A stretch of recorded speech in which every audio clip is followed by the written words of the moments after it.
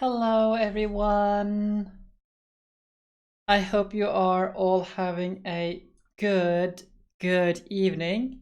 Oh my god, he did it! Oh my god, he did it! Okay, no, wait, give me a second. I see. No, wait a minute. I'm almost there. Oh, never mind. I have been watching a lot of things today. Just like specifically, I've been watching Ghost play Hollow Knight because Hollow Knight is amazing. And he is doing the Path of Pain. Now he's almost at the end. Just waiting for that last part. But we're gonna be playing some Ace Attorney today. That has been going very well. I mean, he did Nightmare King Grim in 12 tries. Like just bonkers. He just killed it. And yeah, he's been doing Path of Pain for the last hour or so, a little bit over an hour. And he's at the last part, the last stretch. So I'm going to go take a look at that when I'm done today, but I have some streams to do today. So I hope everything is going well for you all. Sorry, thanks for have to go back to class, but hey, it is what it is. What have I been doing? Like, that's a pretty late start though. Now let's see here. And hello, Bongaloo. I hope you are doing well. Welcome. But as I said, Ace Attorney. And where we left off, we first saw Franziska and Raymond Shields duke it out in court. So let us see. Also, I hope you can all see the amazing work that, like, the amazing thing you guys have enabled me to do, because right now I am not using any compensation for low lights in my setup. And I think, like, personally, I think the camera quality is better than ever. So you all let me do this. Thank you all. Because just wow, the difference, I think, is massive. Not having to compensate for anything. So now I have a light right there on my left, and you can see the other one behind me here. I wanted to put this light on my right, but I had no place to put it. So that's just how it is. Now, let's go ahead and get into the game. Oh, Laplace. Have ye no shame? Have ye no shame? Of course. Puns galore. Puns. There's no shame here.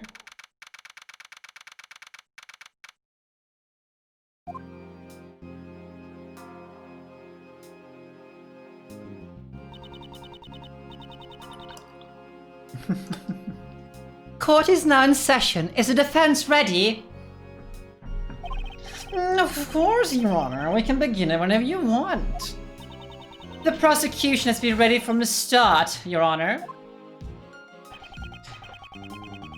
Jill Crane, the attorney in charge of the defense, has passed on from this world. Furthermore, Sebastian de Best, the prosecutor in charge, has disappeared. And so, Franziska and Mr. Shields have taken over their duties. Before we begin, I would like to apologize for the delay of today's trial. Hello, Shard. As the crime took place in a prison, the place where justice is normally administered, and the defendant was the warden of the prison, further exasperating the situation. Additional time was specifically arranged to investigate and prepare for the trial. In addition, the defense attorney in charge of the case, Jill Crane, has recently passed away. Due to these circumstances, the trial was further delayed. Mr. Shields, Miss Von Karma, at this time, I'd like to give you my gratitude for taking up this responsibility on such short notice.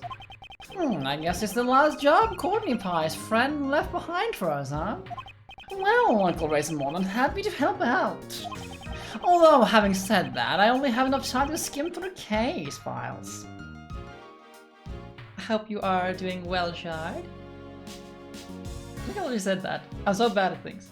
Are you okay on your end, Franny Pie? What kind of prosecutor abandons his own case and vanishes without a trace? I won't allow any more delays in this trial while we wait for that foolish man to return. I have received the evidence just now. There shall be no problem continuing the trial.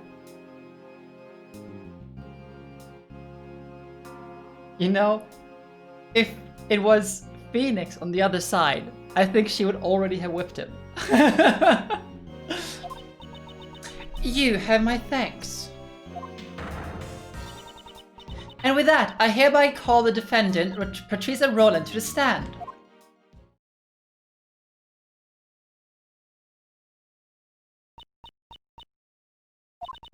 Now then, will the prosecution please give us their opening statement? Very well, Your Honor. The defendant...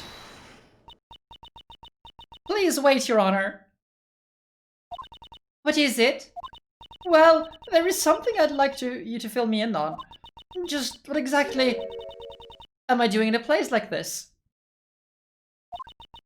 And then perhaps you would do well to listen to the opening statement. So if I listen to it, I'll get it, huh?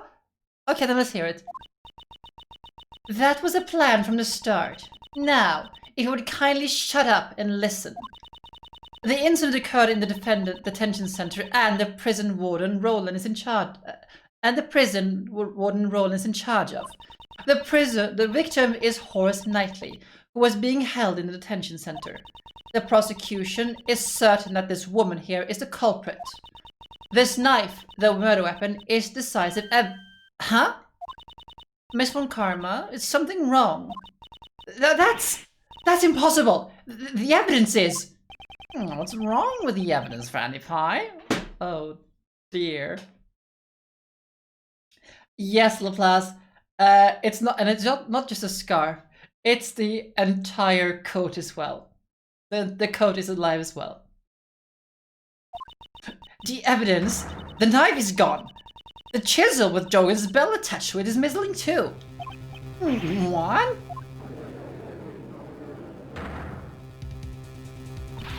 Order! Order!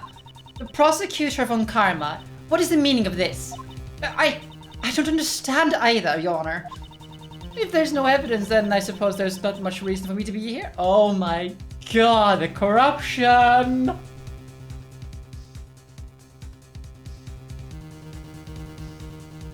Yeah, smug bitch, Patricia. Like how? Like we have like witness accounts, we have the investigation. It's like, oh, okay.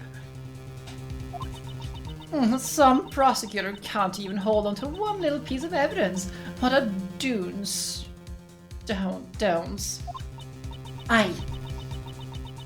I only received everything that the previous prosecutor had. Perhaps the culprit is that pampered prosecutor, the boy Blunder. Oh my god. Hey, Courtney Pie. What is it? Your Honor, considering our predicament, what say we postpone the trial until later? Overruled! The defense proposal is overruled. Well, Courtney Pie. I know, right? It'd be troubling for me if the trial were to be delayed any further. I just want everyone to know that I'm innocent as soon as possible. Innocent? I've had more than enough of your foolish... And besides, you don't even have any evidence, right? I recall a certain saying, in court, evidence is everything, wasn't it? Since there's no evidence, that would make me innocent, isn't that right, Your Honor? That is correct. What? The prosecution has not produced sufficient evidence to prove the defendant guilty. As such, I hereby find the defendant, Patrica Roland... Objection. Hold your horses, Courtney Pie. You can't just declare her innocent all of a sudden.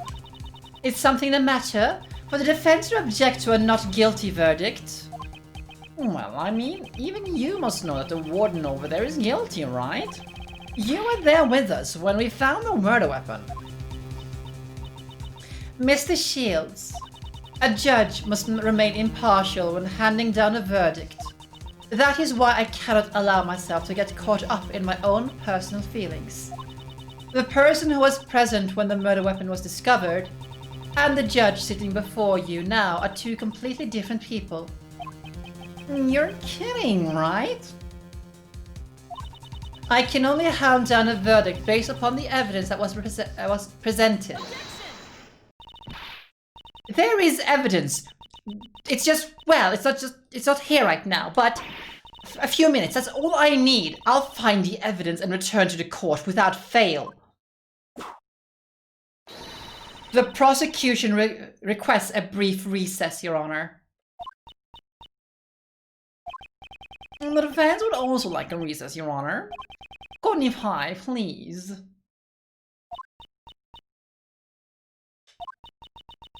I understand. I shall grant your request.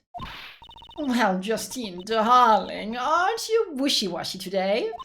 This court will now adjourn for a 15-minute recess, during which the prosecution and the defense shall prepare for the resumption of the trial.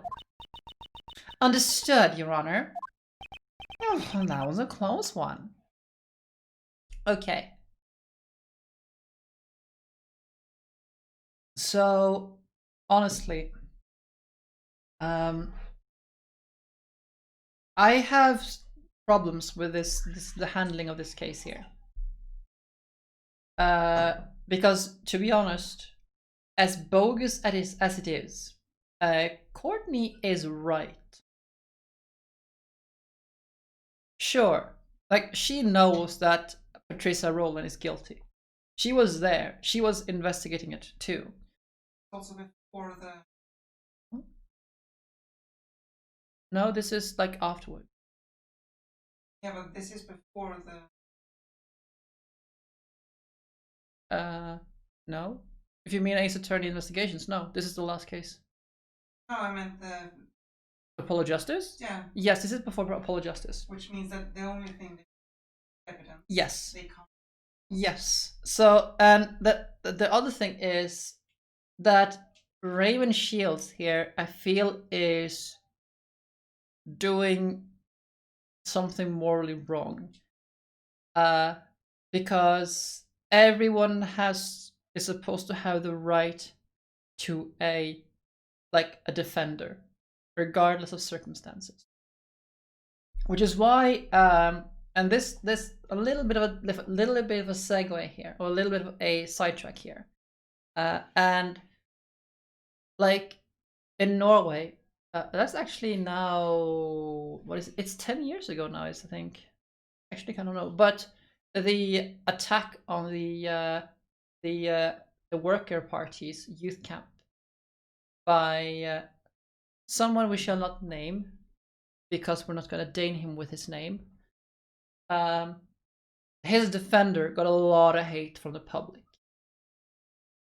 And I think that was very unjust of the public to do. Because even though we know that the man was guilty, he still deserves a defender.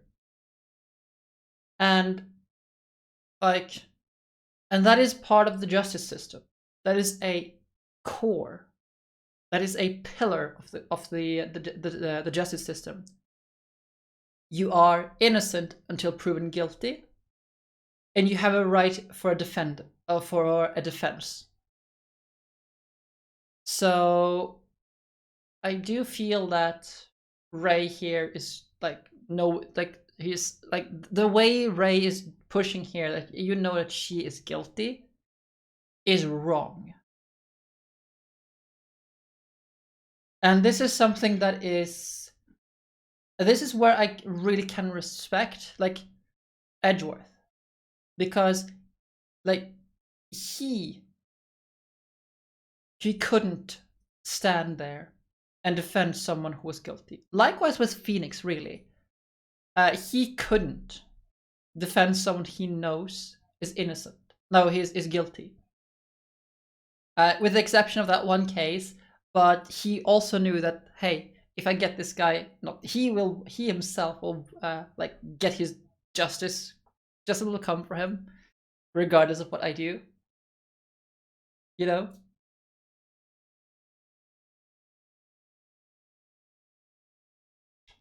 Yeah.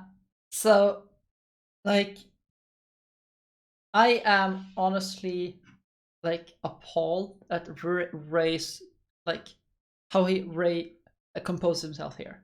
Really, I just think it's wrong.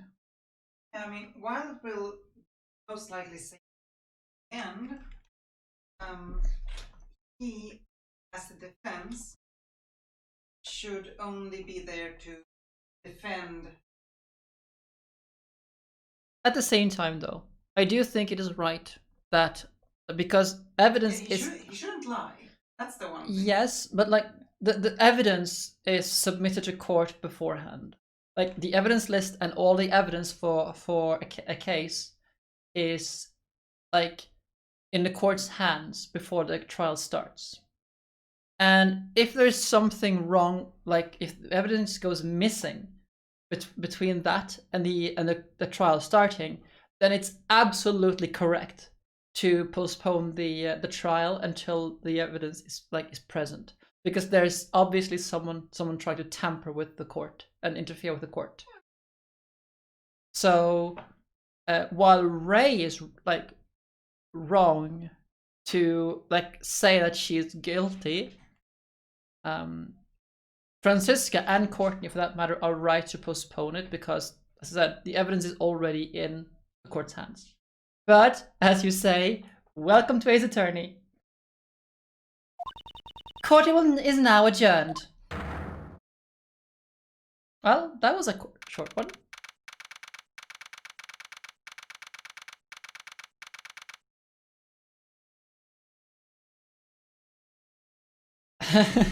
Yeah. Didn't we find together the evidence? Yes, we certainly did. What does it matter, Detective? It looks like the metal detector is reacting to this alligator. Really? Why? Of course, that's when the metal detector...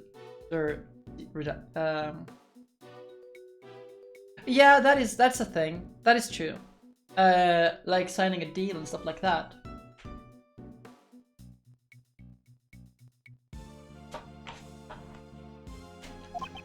Judge Courtney, I'd like you to take a look at this. The chisel? Wasn't that just a fake murder weapon? Jordan hid this chisel inside his dog's mouth, and the real murder weapon was hidden in very much the same way.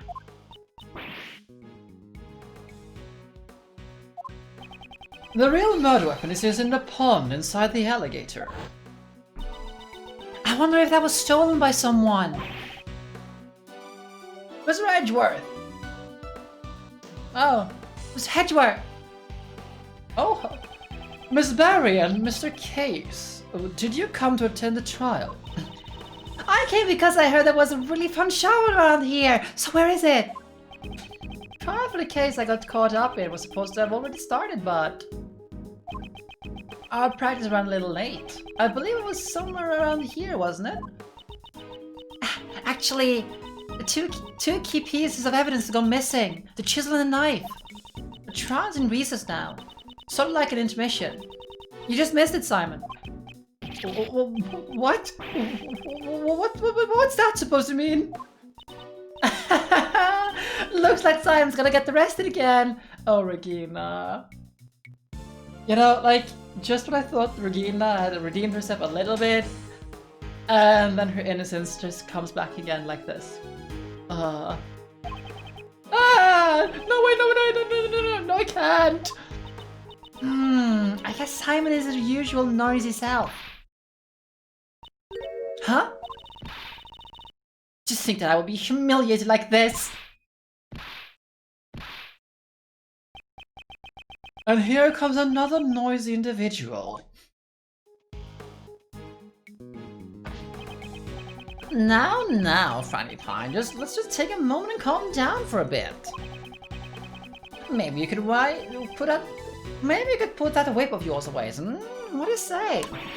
That foolish prosecutor, when I get my hands on him, my whip is gonna give him a thrashing of a lifetime. Miles, why don't you try talking to her? Good grief. On that note, I should probably hear what she has to say.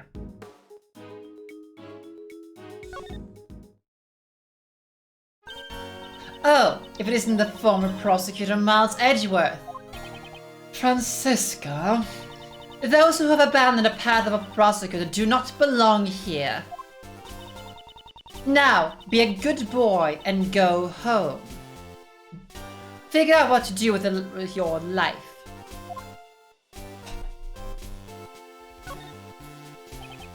Still, what are you going to do, Franziska?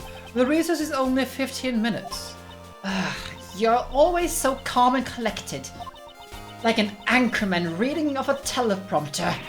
It makes me sick. I should probably stay classy and avoid confrontation with her for now. Franziska, I never expected you to end up taking over for the prosecution of this case. The bodyguard of the president of Zengthar, Horace Knightley, was murdered. The defendant is the former warden of the prison, Patrica Roland. The knife she used as a murder weapon had been prepared as evidence. However, the murder weapon has disappeared without a trace. Not only did he abandon his own case, he also made me look like a fool in court. The next time I see that foolish fool of a prosecutor, I'll whip some backbone into him. I don't mind if you whip some backbone into him, but please stop whipping innocent bystanders.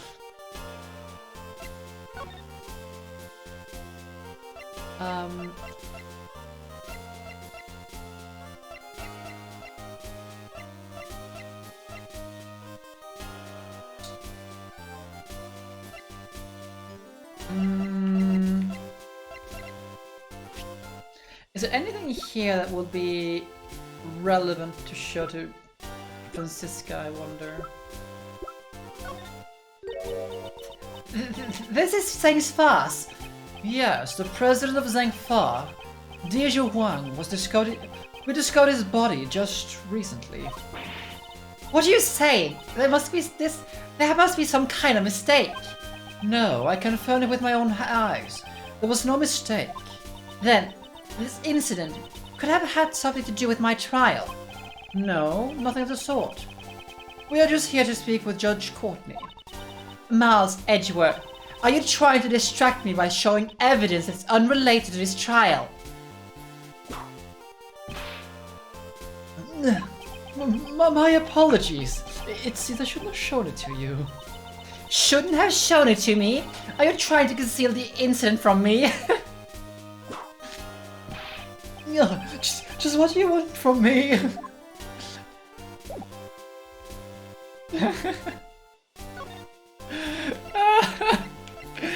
Doomed if you do, doomed if you don't.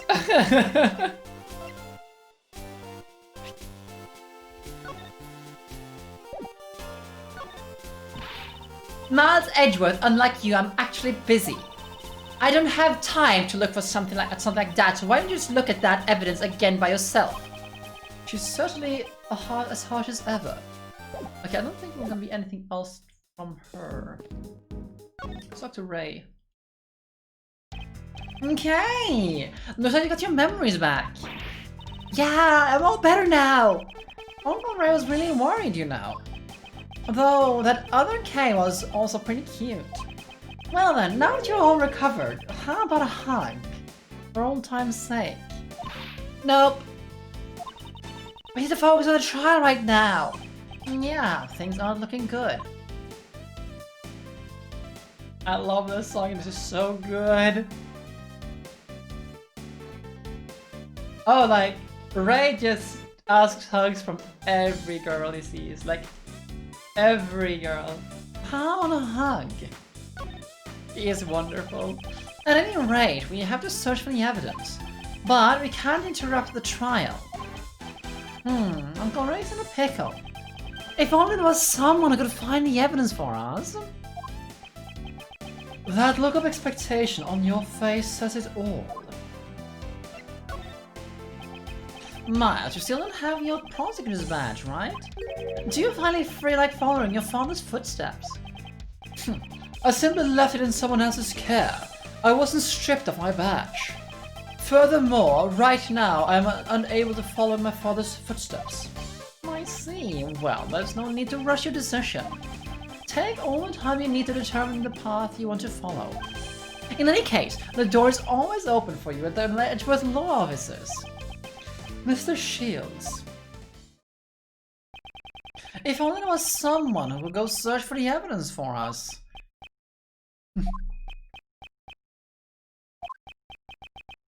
Very well, I'll go look for them.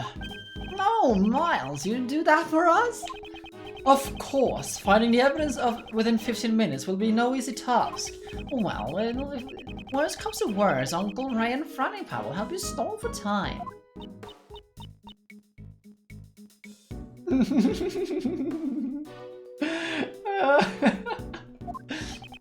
Until you recover the evidence, we won't let her hand down a verdict.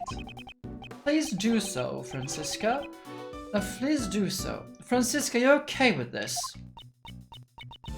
You're asking me, Franziska von Karma, to help you out. You'd better be off spending the rest of your life as an anchorman for the local news. Miss von Karma, this is an emergency. We can really use your cooperation.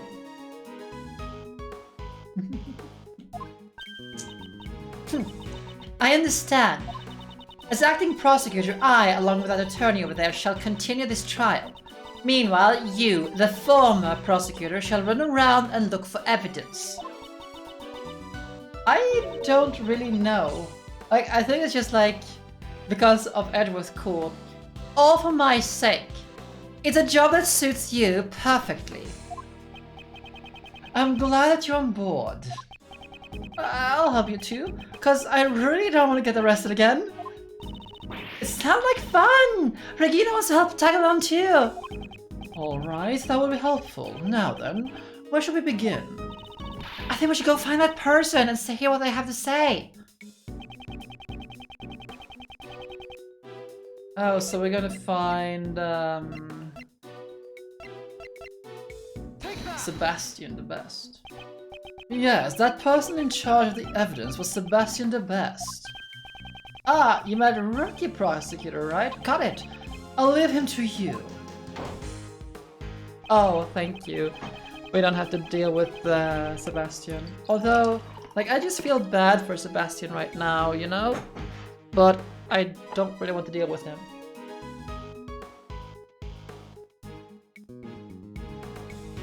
Alrighty, time for Uncle Ray to have a strategy meeting with the opposing counsel. Just the two of Miles Edgeworth, you'd better not keep me waiting unless you end up like your friend here. Yes, I'll keep that in mind. Franny Pie, wait for me. Now then, let's go help look for Sebastian as well. Hey, Courtney. Ah! Judge Courtney. Why, if it isn't Prosecutor Miles Edgeworth? I hope that all is well. All is not well! Just what was going on in that trial earlier? Okay, there's no need for that.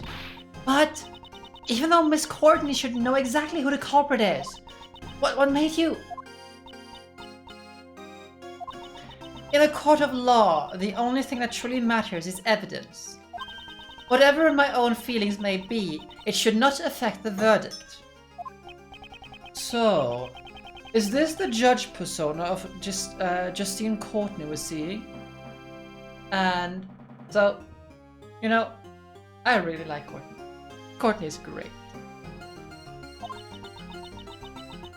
Cold-blooded and heartless.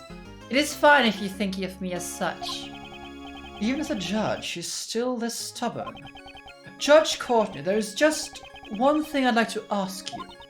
And what would that be? 2 nights ago, you went to the roof of the Grand Tower. The roof, you say?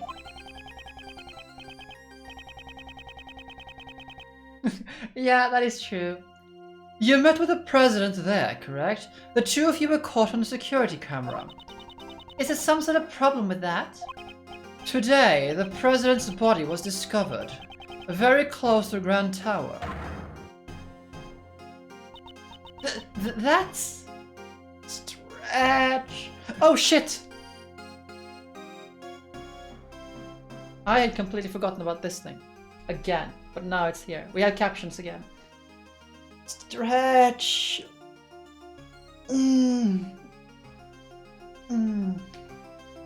Yes, so I have now added a stream redemption thing for the caption check.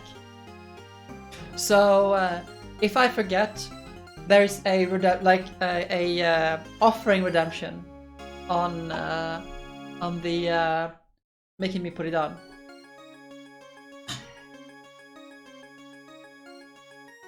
I thought it was appropriate. Pretty much. That's... You understand now, don't you? You are a suspect. What happened between you and the president up on the roof? Nothing. We merely spoke for a few minutes. Once our business was done, I headed straight home. I took the elevator back home down alone. Indeed, that was shown on the security camera footage as well. What exactly did you and the president talk about? That I cannot say. I see. However, I cannot afford to let up just yet. That being the case, I guess my only remaining option is to use that. She is definitely hiding something, and I'm going to draw it out of her.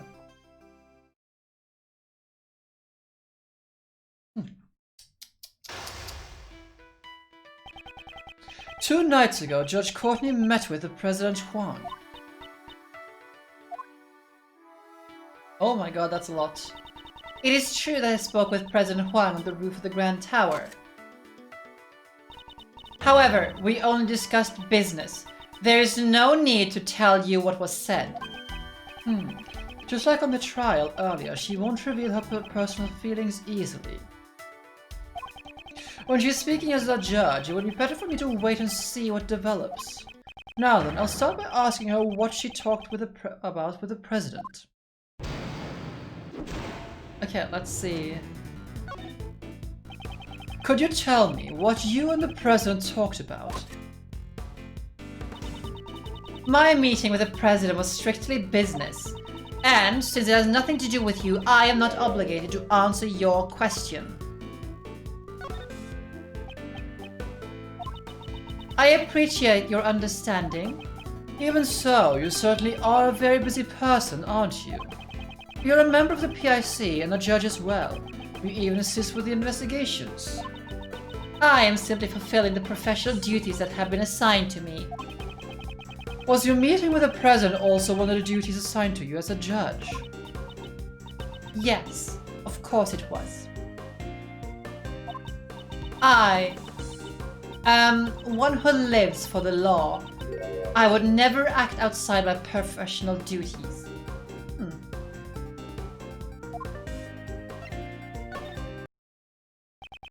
This morning you returned Kay's promised notebook to me. I don't believe that all of your actions are simply done for the sake of your duties. It is true. It seems I still retain some immature qualities. I wouldn't call it immature, it was your own personal kindness.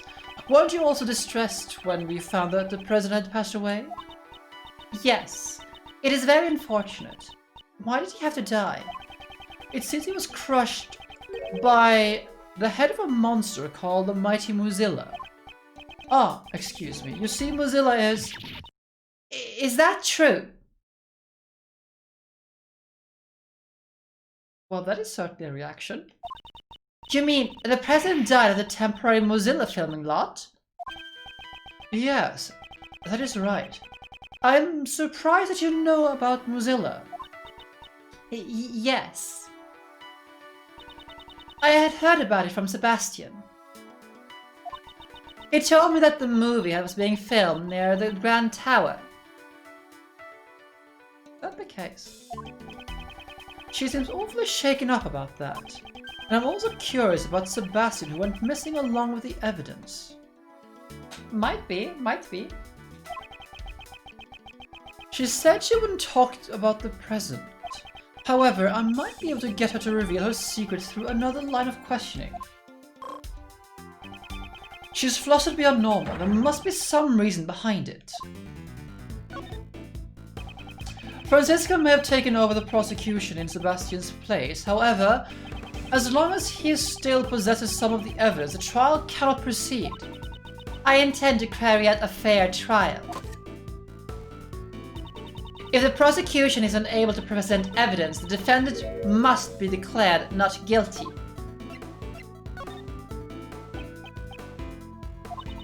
I am a judge. I cannot allow my personal feelings to get in the way.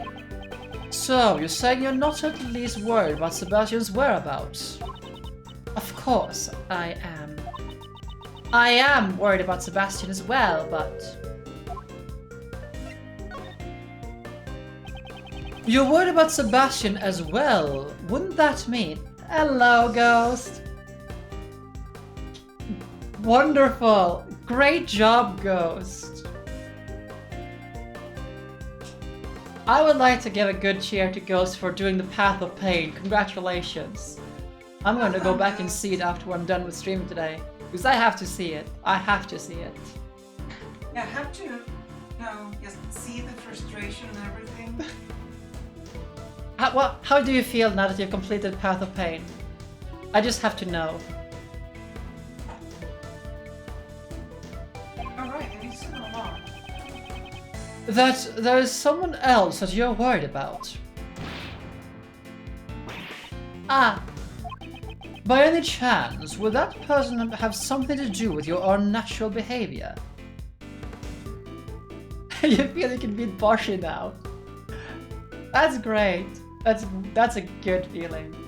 So, Boshi after Celeste, which is after Ori.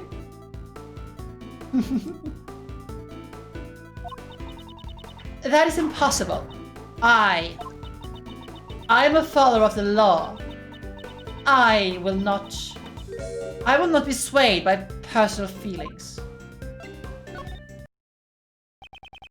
It may be true that those who stand in court have a duty to follow the law. However, we are not superheroes. You and I are only human. It is impossible to be completely or ignore your own feelings and render an impartial judgment. Ah! It is as you say. I am now, as I am now. I cannot hand down an impartial verdict. Judge Courtney, why don't you tell me the truth? Just what am I supposed to do? Oh. Oh. That is a very new expression for Courtney. Alright. Get a well-deserved victory meal, Ghost, and I'll see you later. Once again, congratulations for beating the Path of Pain. Yep, congratulations.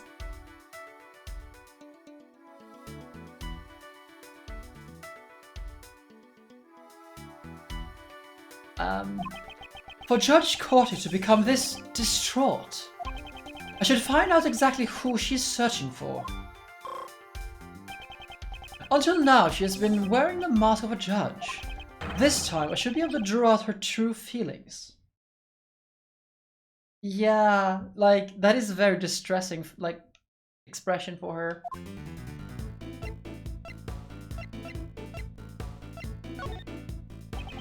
Judge Courtney, tell me who you're searching for. My lips are sealed. That is not something I can simply talk about right now. Okay. My memes and stuff?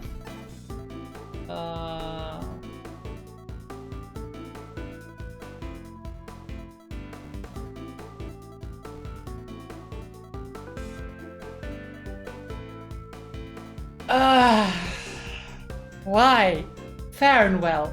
Why?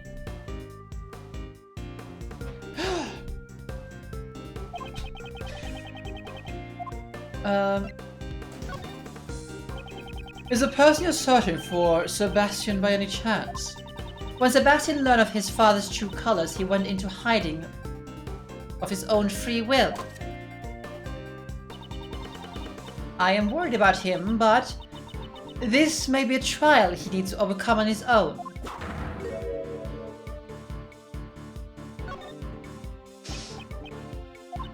Since he went into hiding of his own accord, he could return whenever he wanted to. Could it be the person you're searching for is unable to return under their own power? In regard to that, my lips are sealed. I am unable to talk about it right now. When I think about what might happen to that child if I talked. Huh.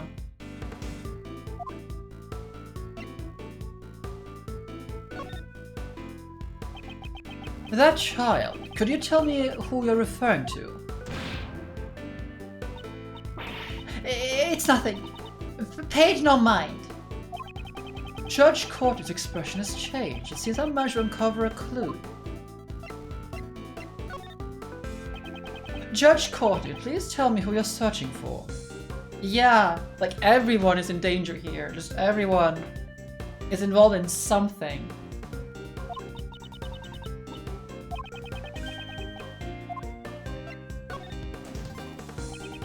Could it be you're searching for that child that has gone missing?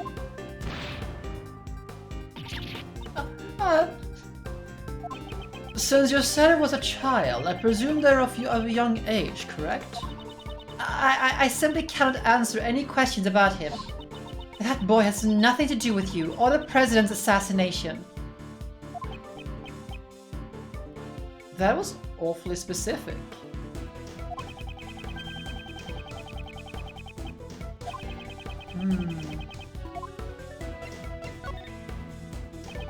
Are you searching for the mighty Mozilla? I don't have the time to play along with your jokes right now. It is not a joke. Just a moment ago, you were surprised to learn that the president had been crushed by Mozilla, correct? I was simply surprised by the president's cause of death. To think that he passed away at the temporary film lot, of all places.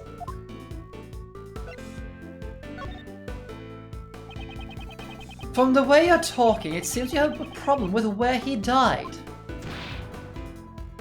Yeah, she's probably thinking of the kid. Yeah. That is not true, it's just...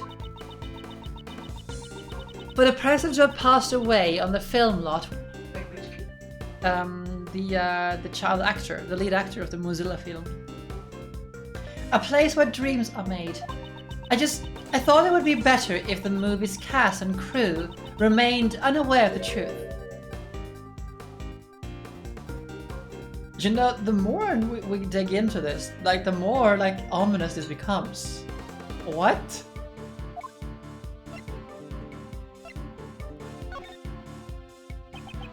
I am very sorry to say this.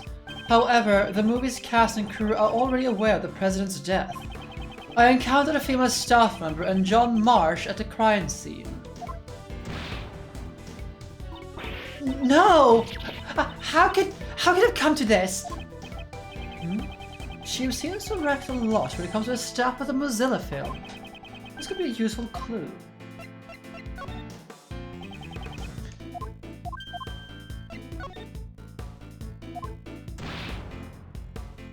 Yeah, everything is fucked.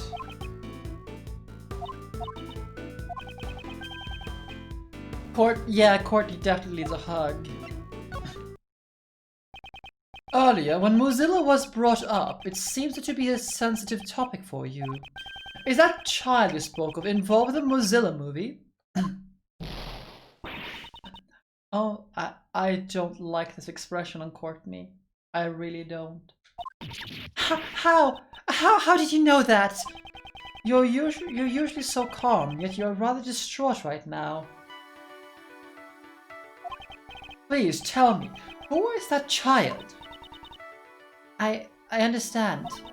If you come to know this much,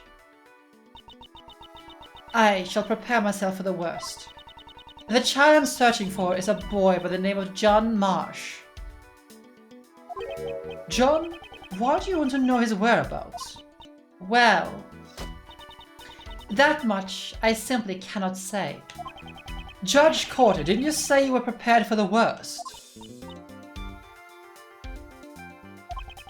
Even if you don't intend to talk, I am determined to expose the truth.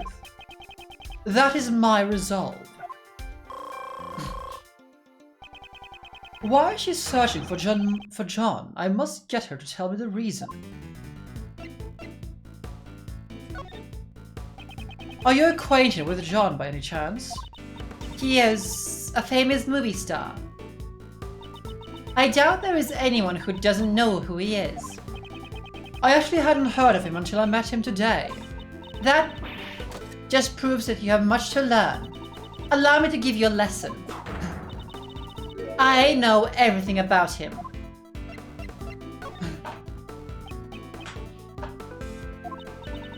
My apologies. I seem to have lost my composure. You tend to lose your calm whenever the conversation turns with John, don't you? In any case, while I may know everything about John, it is a one-sided relationship. Yeah, she is lying. Like she is lying off her ass. I need some more water soon.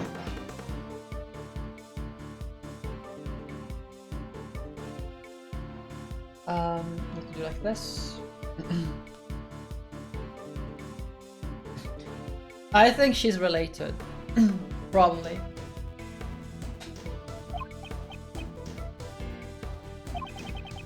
I don't have enough clues to proceed with this line of questioning. I'm just gonna do a little thing here. Right. Because I need to... Come on, let me fix this.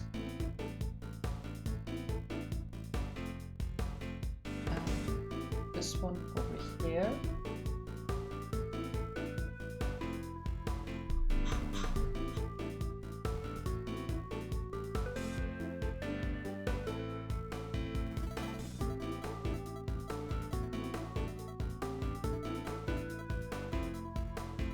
Come on, let me do this. Nay! Why? Stop it. Stop it! Okay, we're good. Okay.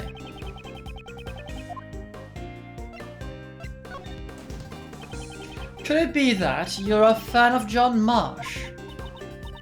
Yes. Yes. That is right.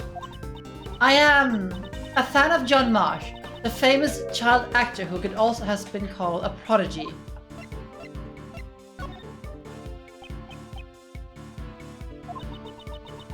I knew his movie was being filmed in front of the Grand Tower, so the temporary film lot had been on my mind. I see. I suppose a fan would be curious about that. Do you know that John was at the temporary film lot? Yes. Yes, of course I did. He said that they would be filming here today, and yet... That's interesting.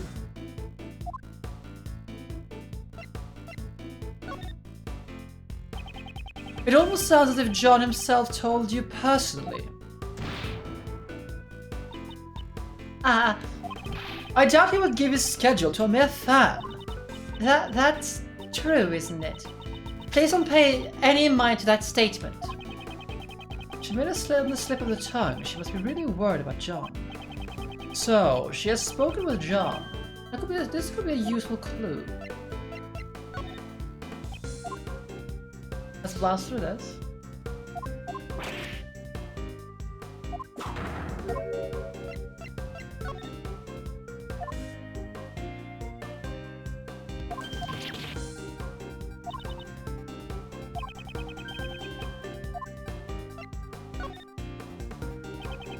I understand you're worried about him, but aren't you a bit too flustered?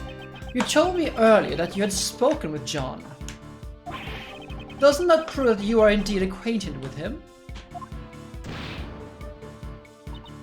How could I have committed such an indiscretion? It appears that John and Judge Courtney are acquaintances. This could be a vital clue. Actually, we are searching for John as well. Would you happen to have any idea where he might be? Why do you think that I would know where he is? John and I, there is no connection between us. I don't know what kind of relationship you have with John, but at the very least, the two of you must be acquaintances.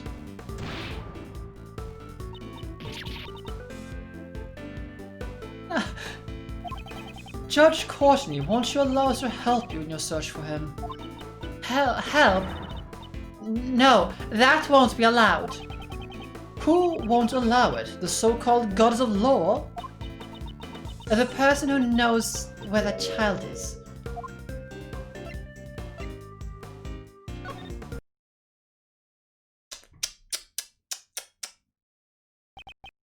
I see. I have finally connected all the pieces of the puzzle. The reason why you cannot so easily talk about John.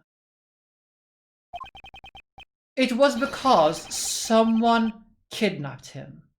Isn't that right? Oh. Oh, that also does explain, like, how she was so, like, rushed to get through the trial, kind of, and only gave the 15-minute recess because she was asked for it. Like, the prosecution formally asked for a recess. Oof. Oof. Yeah, poor kid. Judge Courtney, I would like to hear the truth from your own lips. I understand. This time, I will truly be prepared for the worst. It is just as you deduced. Someone has kidnapped John. As I thought, there was a kidnapping. Still, how is John's kidnapping related to you in any way? John and I are mother and child. Oh. Oh.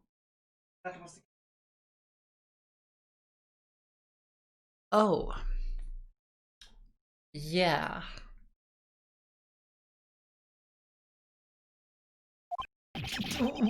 What? I was unable to learn much from the conversation she had with the president, but I have learned of John's kidnapping. It was an unexpected result, but with that, it's checkmate.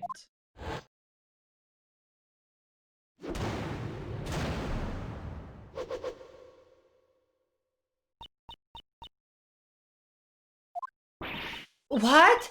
John is Miss Courtney's son?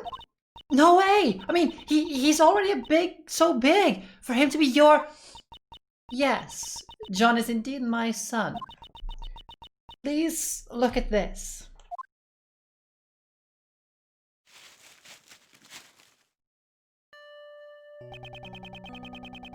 This is a clipping from a magazine. It's an article about John. Do you always carry this around with you? Yes, I always keep it close by. It is like a charm to me. It seems that the bond that they share is a strong one.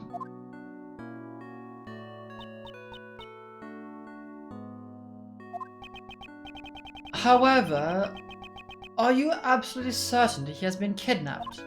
Yes. I received a call from the kidnapper just before the trial started. What were their demands? They had only one demand, and not guilty verdict for Patrica Roland. I see, so that's what happened. Oh, I see where this is going. I have a distinct feeling that Shelley is involved here. At the same time, I am not so sure if Shelley the killer is actually the culprit in the kidnapping.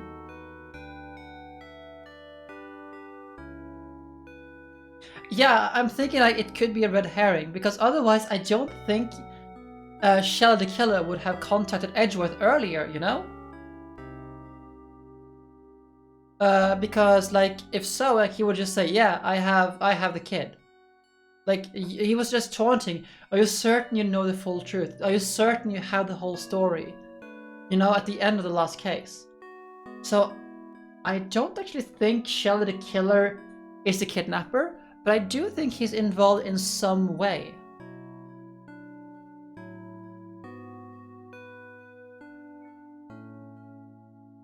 Now he has not. He has not called us since the kid vanished. But as I said, like with the taunting of knowing the whole truth. And I do think Shelley was involved with the death of the president. Yeah, exactly. And there's also, actually, I don't think Shelley was involved with the president, because there has been no card. The calling card of Shelley wasn't there, so it's not Shelley. So it makes me wonder where Shelley comes into the picture. And Shelley was not involved, unless because Shelley's an assassin. I am very uncertain what's going on there, but we'll have to figure this out. I see, so that's what happened. Says no innocence would make me innocent, isn't that right, Your Honor? That is correct.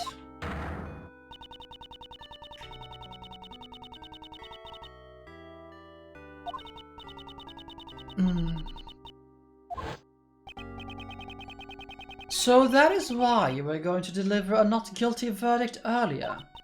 I am not qualified to be a judge. A judge must be able to remain impartial and composed above all else. And yet, despite this, in trial just now, I was about to hand out a verdict that was led solely by my heart. Judge Courtney. The goddess of law must be furious with me. But I simply couldn't do it. I couldn't hand down a fair verdict. If it meant that I had to sacrifice my own son. Of course you can't! Hey. A real parent would never abandon their own child. If that makes the goddess of law angry, then maybe the goddess is the one who's wrong. The goddess is guilty. Guilty! Is that right, Mr. Edgeworth? Yeah, I think so too. I think so too. Indeed. To declare a goddess guilty. We are responsible for upholding the law, but at the same time, we are only human. Nobody would hand down a verdict that would sacrifice their own child. Thank you very much, Miss Faraday, Prosecutor Edgeworth. However, I cannot simply run away from the courtroom. Judge Courtney, so this is where you've been. It appears that it's time. Miss Courtney! My father! He was a prosecutor. Your father? Yes, he stood in court, just like you. And now, with all that has happened, it's got me thinking. What if my father had been in the same position as you are now? If a prosecutor was being coerced into obtaining a guilty verdict, I know. If my life were on the line, my father would definitely come to steal me back. Steal you Steal your bag? Miss Courtney, why don't you let us take care of it? What? I'm gonna steal John back for you! As a second Tagarasu, my K Faraday, give you my word. So, the great thief wants to steal the truth, huh? What say you, Judge Courtney? Will you place your trust in our young great thief? Prosecutor Edgeworth. And if it's alright with you, I wish to help as well. Thank you very much. I know it's really not my place to ask this of you. But, please. Please. Do whatever you can. Please. Please save John. You got it! Leave everything to us! Allow me to leave my cell phone with you. You may get a call from the kidnapper at some point. You have my word, I will ensure the safe return of your phone along with your son. And I will do everything in my power to prolong the trial. But, even then, at most, the trial can only last for about 2 more hours. 2 hours, huh? So, until 2 p.m. That is our time frame. I must return to court. Miss Faraday, Prosecutor Edgeworth, I shall leave the rest to you. Oh. Okay, you know what? You know what? This is my, this case is probably gonna be my favorite case in the whole game series. And, well, this, you know, has now toppled Justice for All. No, Trials and Tribulations. This game has now toppled Trials and Tribulation for the #1 spot. Oh my god. It's gonna be so hard to do a, you know, a ranking for the Ace Attorney characters up until this point.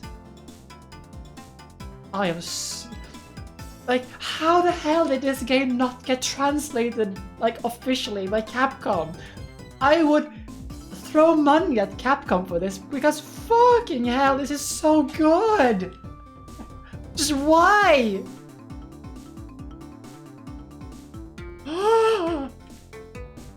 Okay, I thought you were taking a break from being the Great Thief. As of right now, the Great Thief Yatagarasu is back in business. Alright, time to put on the gloves and hit the pavement. It's my first request after all. If that's so, in that case, we better begin our investigation post-haste. If we hope to track down Jean. We'll have to. It is so good. I think the Great Ace Attorney had some licensing and copyright issues with Sherlock Holmes or something like that, which is dumb. Like, ugh.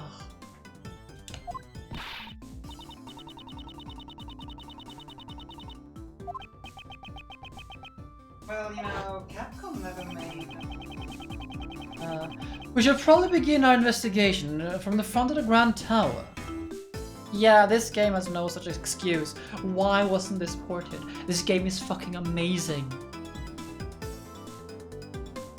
Yeah, but there's like a rendition of, like, Sherlock Holmes might be public domain, but like certain adaptations can be copyrighted. Like, that's how it works, I think. Like renditions and stuff like that. Because you could say that, for example, the Sherlock Holmes show, TV show, you could call it a fanfiction, if you will, of the original Sherlock Holmes. But that one is copyrighted. It is a derivative of Sherlock Holmes, the original, but which is public domain. But, like, you know, the show itself is, well, copyrighted and things like that. Hey, hold it, Mr. Edgeworth. You're not in charge, I'm not in charge anymore. From here on out, this job is as a great thief. That means I'm the leader now. If that's the case, then what am I supposed to do? Mr. Edgeworth, you get to be the first ever great thief's assistant. So, I'm a thief's assistant now. Alright, let's get going. The great thief Yatagarasu takes flight once again. Yare yare da ze. Yare yare.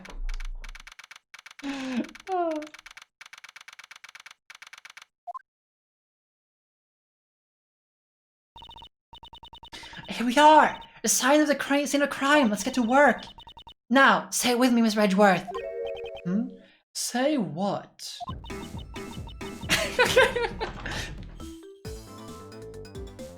Even in the dark depths of night. Oh, come on! Say the rest with me! And just why should I do that? Because the great thief Yatagarasu has arrived on the scene. If you don't say the introduction, it just doesn't feel right. I have no intention of becoming a thief. Ah, fine then, I'll do it by myself. Even in the depths of night, with no other bird dares take flight, one alone soars to shine the light of righteousness on the world's blight. That one is me, for I am the great thief Yatagarasu! Yes, Kay, I know you are. I, on the other hand, am starting the investigation. You're no fun! We don't have time for fun. We only have until 2 o'clock. We need to begin making inquiries immediately. Let's see, Mom is a godsend sometimes. Ah, that's nice.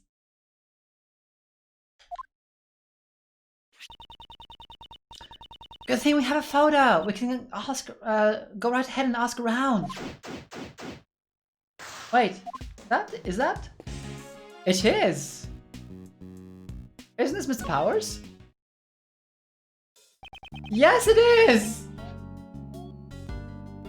And why is Mr. Powers getting this super shady soundtrack?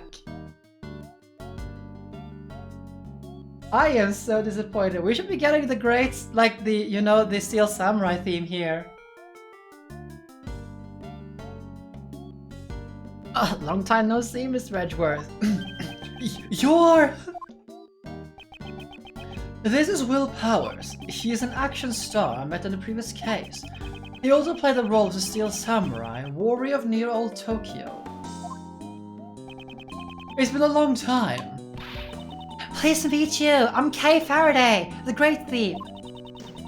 Some stuff has happened, so Mr. Edgeworth is now my assistant. Nice to meet you, but... a thief? And Mr. Edgeworth is your assistant? Please pay it no heed. More importantly, I'd like to ask you some questions about the case. Okay. I don't know if it'll be much help, though. He's an actor who has been working with John. It may be a bit sudden, but let's hear what he has to say. Oh, he looks angry. But I'm going to get some more water and go to the toilet quickly for a little bit. So I will be back in just a bit. And we're gonna just keep playing this in the background. So, back in a moment, and we're back. Yes, the pig snapping plan.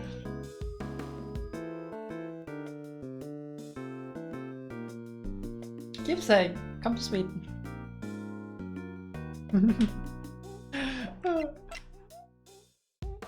Pig has all the adoptive aunts and uncles. All of them. I heard that you were handling the investigation for this case, but... Well, that's... I'm not a prosecutor in charge, though. But if you're the assistant, then does that mean Kay is in charge? No, this is just a simple You got a good eye on you! You're completely right! She just jumped the chance. Since I'm in charge here, I'd like you to answer a few simple questions, post haste. And please be frank. Did anything happen to catch your eye? Ergo, didn't you notice anything? Who is she trying to imitate? Be frank? Well, I feel sorry for the victim, but I can't help but worry about what will happen with the filming from now on. No, it's only natural. Still, I would think that filming would be difficult now. I knew it, this is bad. We can only use this location for a little while longer too. Is the filming almost complete then? No, but construction will begin here soon, so we won't be able to do any filming here anymore. We're only using this vacant lot until construction begins. So, the rest of the movie will be filmed at Global Studios. Things aren't looking good. Like, there's even some people spreading bad rumors. Bad rumors?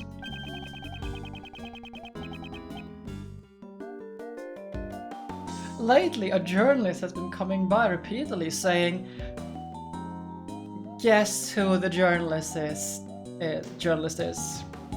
Who is the journalist? This film was hiding a real monster, I reckon. There ain't no use hiding it, and stuff like that. I have a feeling I know who you're talking about. Yes, that photographer from before. You're not actually hiding any really monsters though, are you? Of course not. If there really was one, I'd be out of a job. Oh, so he's Mozilla then. It seems they're putting an awful lot of work into this movie. That's because this is our first attempt at making a sequel to an old classic.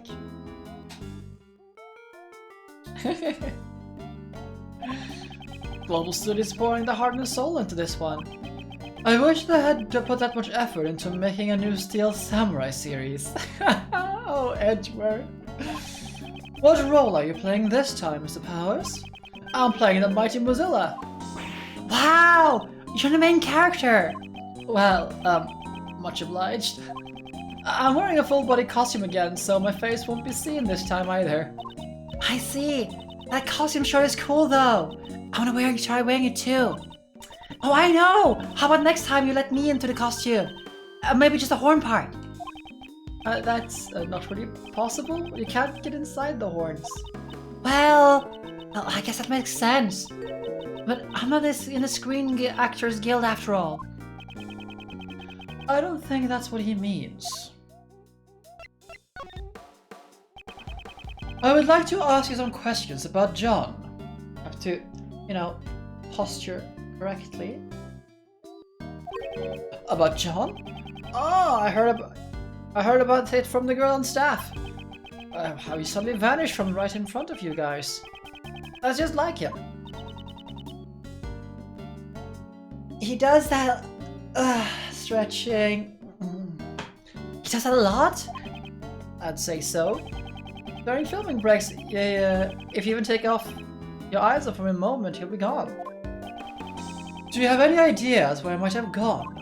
I don't know, but I ran into him as he was leaving the film lot. What? Really? Where did John go? I saw him get into the trailer, but it does. When I was checking the equipment, he was gone again. The trailer, huh? There might still be some traces of him left behind. Mr. Powers, could you show us the trailer? Sure thing. It's a bit of a mess right now, though.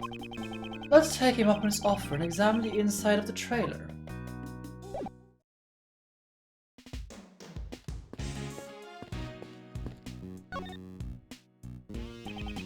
Pieces of film equipment have been placed here. Are you filming today? No, we're stopping filming. We had to stop filming for today. Since a box had disappeared? A box? What is he talking about? Yeah, there was some equipment in that box. Take my eyes off it for a few seconds and look what happened. So, this is Thief Among Us. Exactly what was stolen?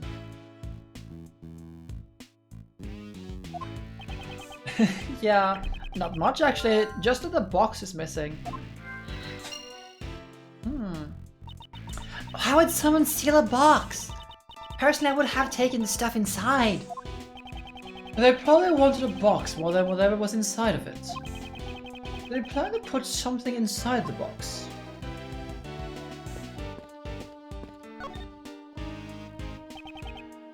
Okay, this is the same thing.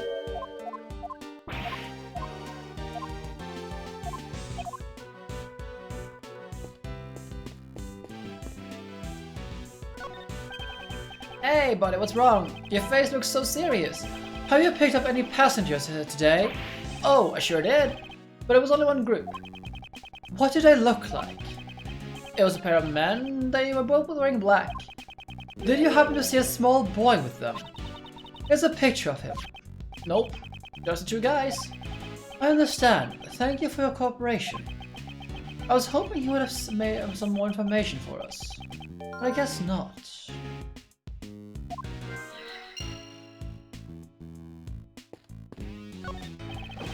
Thank you for your hard work, Prosecutor Edgeworth.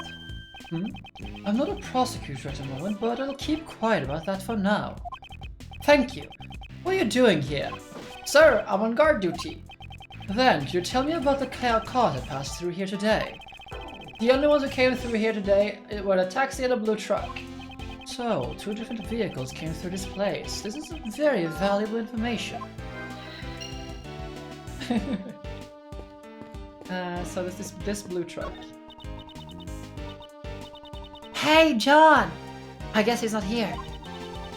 This bag could look pretty suspicious to me, bud. It certainly does. Huh? What's wrong, Miss Edgeworth? Why are you touching the truck?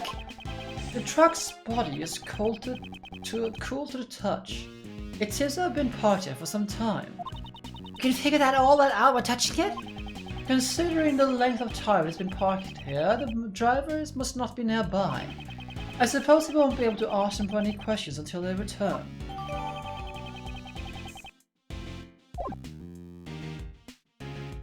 You know, I think I know who the driver of this truck is.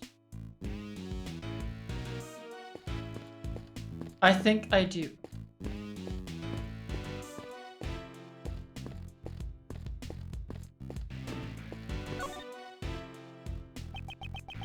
Above John's seat. Ah, it's over there, where the backpack is sitting. Something is sticking out of the bag. This is a tape. Well, he's a little bit like everywhere, you know. Because when something smells...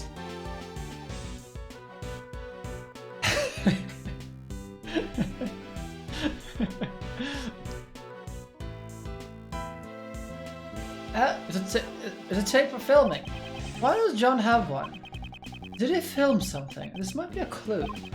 Is there a way to check its contents? We have a monitor look at the footage that was filmed. We can use that. Now then, let's see what's on the tape.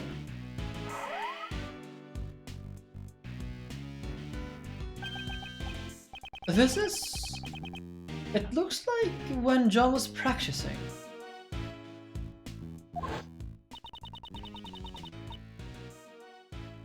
Yeah, I really wonder how long Larry's resume is. The monster's footprints can be seen as well, so this must have been recorded last night. He does that sometimes. When he's not happy with his performance, he'll sneak into the set and to practice by himself. Wow! He really is hardworking. He sure is. Although he's young, he's a real pro. He will never rest until he's satisfied. And then again, I can't say that I approve him using the equipment without asking. John is able to operate the equipment all by himself. More or less, if it's just basic filming. Huh? What's wrong? Why isn't the John the scene anymore? I think he ran off somewhere just a few seconds before this. Did he go somewhere while the camera was still recording? The tape ends here. It looks like this was all that was recorded. Yeah, I think so too. Just frightening resume, just long. No one else was here on the camera except for John.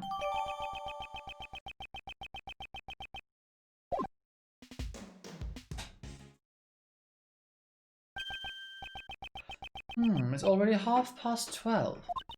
I wonder how Miss Courtney and the others are holding up. How long will they be able to prolong the trial? We gotta hurry and find John. Indeed. Oh, heck no! That ain't how it's done. Oh God.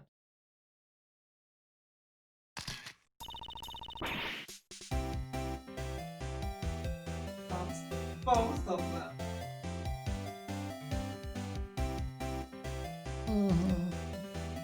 What? You ain't gonna catch a scope like that. Sorry, Chief. Why I'm always telling you. We're beasts, scooping animals. Got a drink. Thank you for the hydrate. It's scoop or starve. No story, no glory. You gotta get fired up. Yes, sir, as expected of my mentor. They're here. It's those noisy reporters. Hey, they came here too. Come on, Miss Edgeworth. Let's go talk to them. Good grief, if we must. I agree with Edgeworth. What are you on? Yay! Are you snooping around again? That's my line.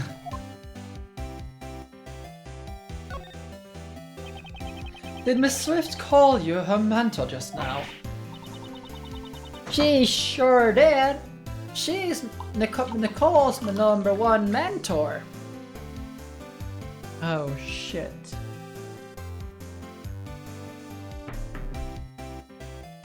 How did you... Stop glancing! I don't know how it happened. I don't know how it happened. Nothing bad happened, I swear. Nothing. No. She says she's fell in love with the photos from her scoops.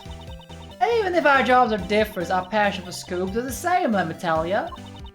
Ever since then, she's been all cute like, calm and master-in-chief. So, she fell in love with Miss Hart's photos.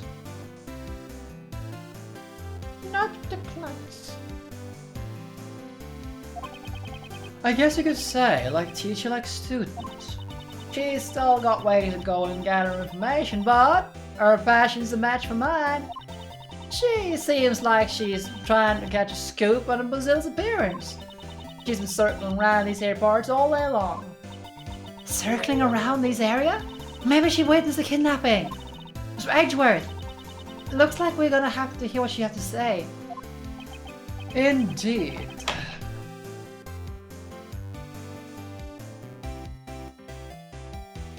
We need more information about John. Let's show Miss Swift that piece of evidence and ask her about him. Now that the black market auctions are over, what are you planning to do next? Ain't obvious. My Mozilla. I'm going out in Mozilla. Would think that while I was talking about the black market at the auction house tower, Brad Tower, my Mozilla's footprint would show up right next to the tower. Is there really a place that would publish a story like that? Don't read me like a fool. I got 1 or 2 valid clients lined up. Actually, there's a newspaper company right here at the Grand Tower. Me and Nicole go there all the time. Well, always get turned down at the door, but still. I wouldn't exactly call that a valued client. Well, let's talk to Nicole then. Hi, if it ain't Miss Edgeworth, so we meet again. Miss Swift, what are you doing here? You were set up as a suspect for murder.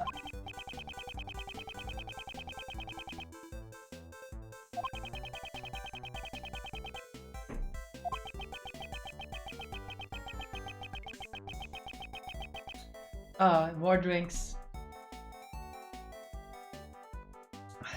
Gotta keep drinking, gotta stay hydrated. Actually, I'm gonna check on a thing as well, how much more I have. Okay, I'm gonna try to keep the pre-roll thing going, so we don't have to. Yeah, that's fair. We don't have to deal with pre-roll ads all the time. I am so annoyed that we have to like, you know, put in ads all the time because to keep like the pre-rolls up, it's so annoying. I should really like do more effort to put that in, because I do fear that we're losing out on some potential people who might want to watch this because of the ads. We have 10 minutes to go before I have to put another one up. Okay, let's continue.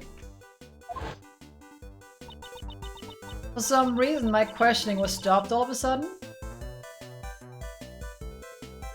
I really don't think Twitch is doing like the good way here. I mean, Twitch has so many things to improve upon. But we can like discuss that after we're done here today with the gameplay. With a small chatting segment if there's time. After a while, they just let me out and told me I could go home scot-free. Must it be some kind of message saying I need to keep doing my best out here, I reckon? Well, they did give me a pretty stern warning not to reveal anything about the case. In the official statement released to the public about the assassination attempt, Miss Swift was not involved. That must have been the reason why they let her go. Ah, Mr. Edgeworth, attending to science cold like this.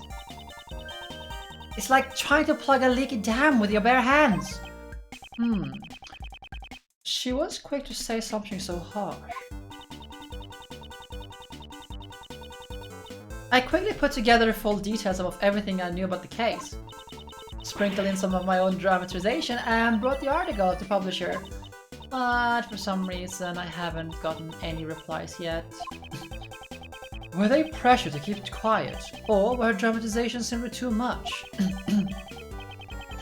Both are probable, so I'm not sure which is true. What information were you trying to collect here at the Grand Tower? Yeah, she is. She is Aya. She is Aya. You're right.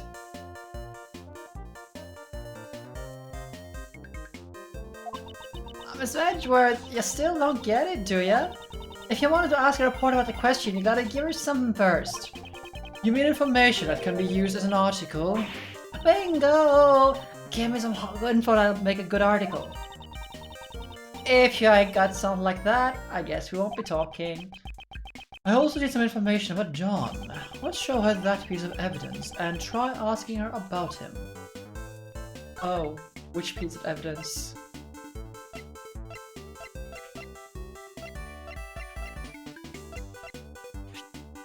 This, I guess? Miss Swift, I'm sorry about this photo. I ain't gotta say, I know exactly what's going on. What do you mean? You're searching for him, ain't you? That boy? What? Things are pretty tough for you, I see. Miles Edgeworth, the man of the crime. Wherever he goes, dead bodies are sure to follow. Or something like that? That is a terrible reputation to have. Who would have thought? This time, there might be a kidnapping incident. What? How do you know that? Shh, shh.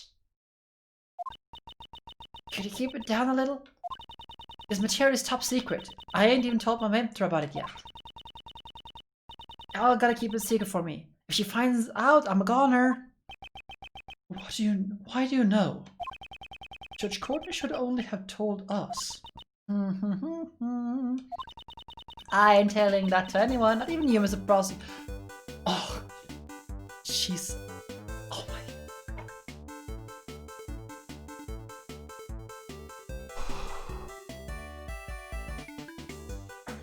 You know... She's a leech.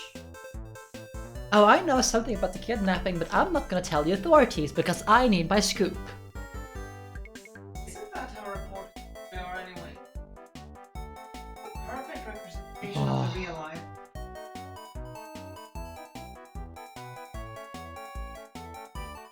Scoop before truth. It seems this reporter still hasn't learned her lesson. You can give this stink eye all you want, I'm telling you. Do you know something about it? Truth is, I done saw it myself, or been taken away by a couple men in black.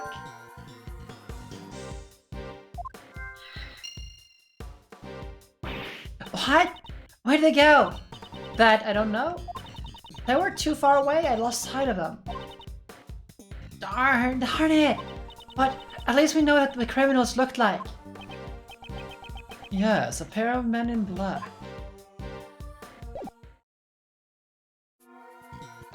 Yeah, I was like, for fuck's sakes. Okay. Actually... Okay, I think I know what how this is going. Just... Okay, let's start with this.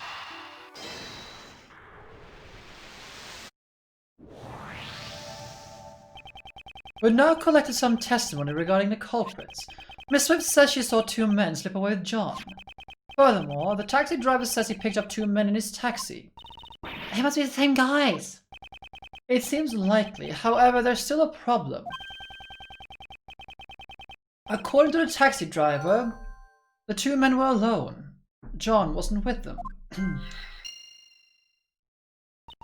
Yeah, you're right. This is a problem.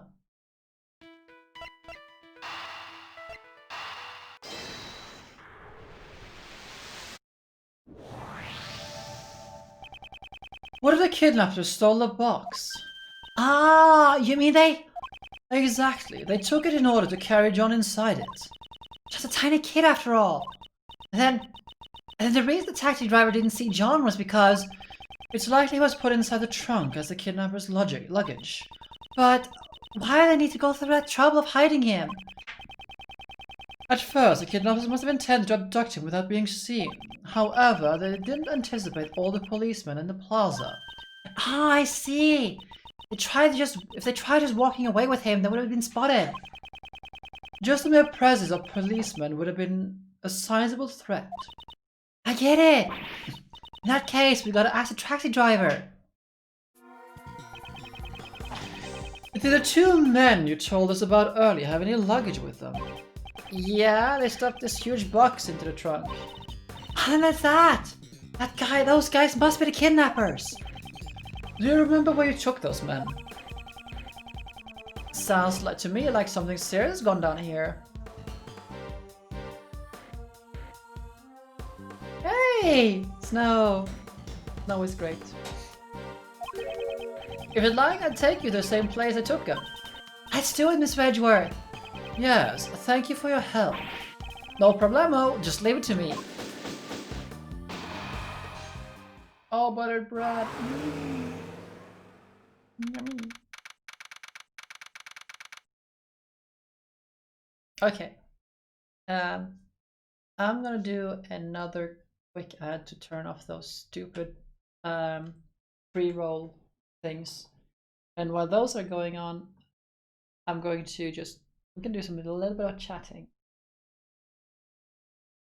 For those of you who are still who are subscribed. Actually, no, I can't do that because I'm gonna just go just get some more water, I guess. I apparently did the wrong thing.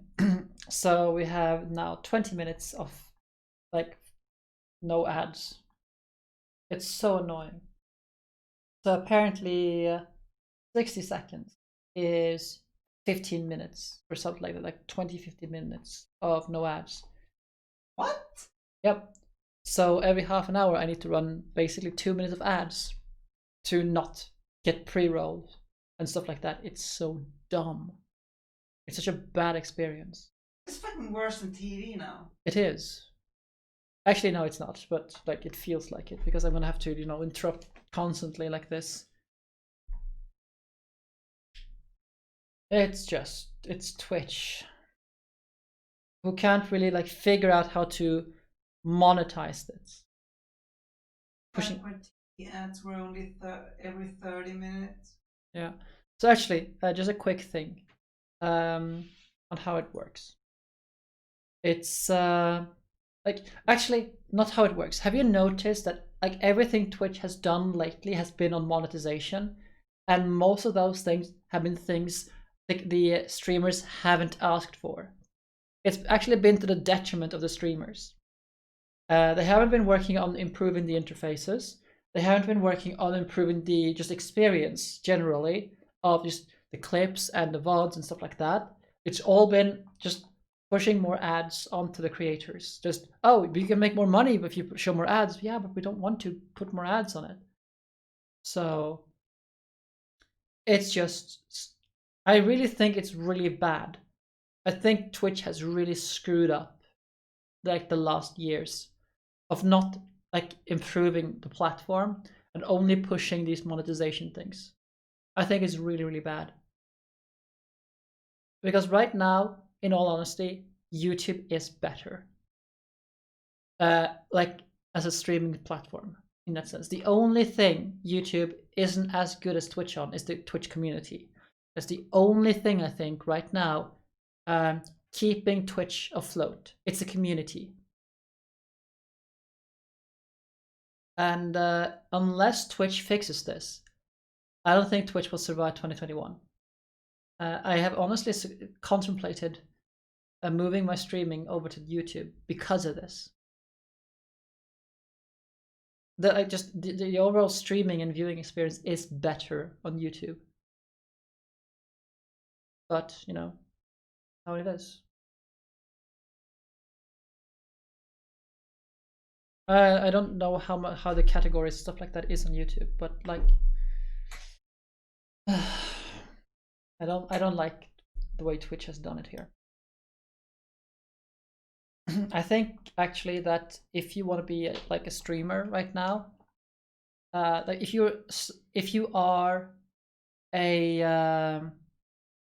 are starting a stream yourself, I think you're better off going onto YouTube personally.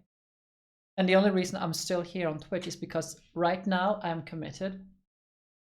But yeah, YouTube has been just improving the live streaming thing by leaps and bounds the last like couple of years, and Twitch has stagnated. There's nothing to that. They haven't improved the experience at all. If anything, they've just made it worse with all these forced ads, simply because Twitch is unable to figure out how to monetize.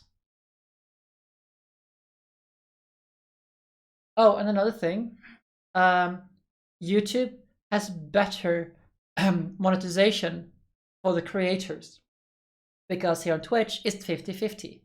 At least for me as an affiliate. On YouTube it's 70-30. So there's another thing. It's just 70-30 across the board for every creator.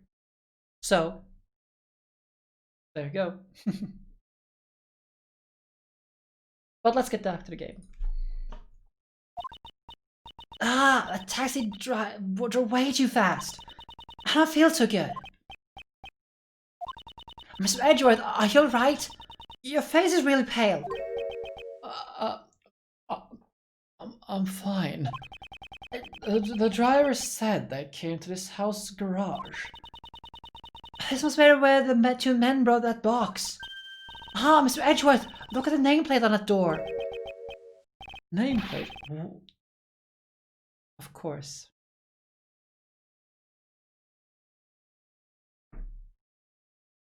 You know? I'm not surprised. So I reckon that this hit must have been planned before Blaze the Best was like arrested. Blaze the Best. So this is the chairman's house. Does that mean that the one who kidnapped John was Blaze the Best? Blaze should have already been arrested, though. Yeah. Ah, the garage door is unlocked. You really do have a good eye for this sort of thing.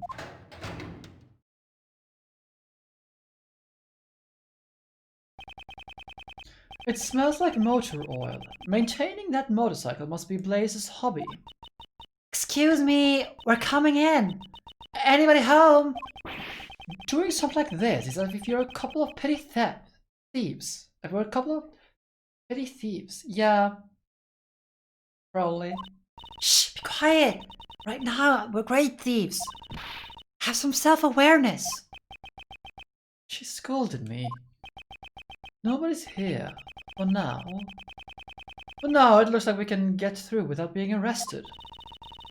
This is the time to be relieved. This is where the real deal begins. Let's go look for treasure. We're looking for John, not treasure. Well, there's a box. Oh, this large box. This must be it. This is probably the box that Mr. Powell said was stolen. So, John was stashed in his box and transported all the way here. Please don't talk about people as if they're objects. However, if that's the case, there's also the possibility that John is still somewhere in this garage. Let's go look for him. Our honor as the great thief and our assistant depend on it. Good grief. Miss Edgeworth, there are huge bags of flour here. I had some kind of water and rolling pin. We can make noodles by hand. I'll slightly undercook them so they have nice, firm, and al dente texture. Okay, those are bags of cement mix, not flour.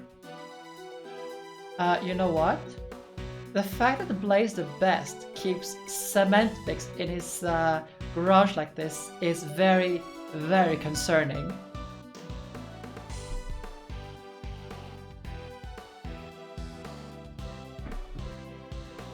Pigs. 2 words. Concrete boots. Not even a great method. Yeah, it's not a great method, but like, you still.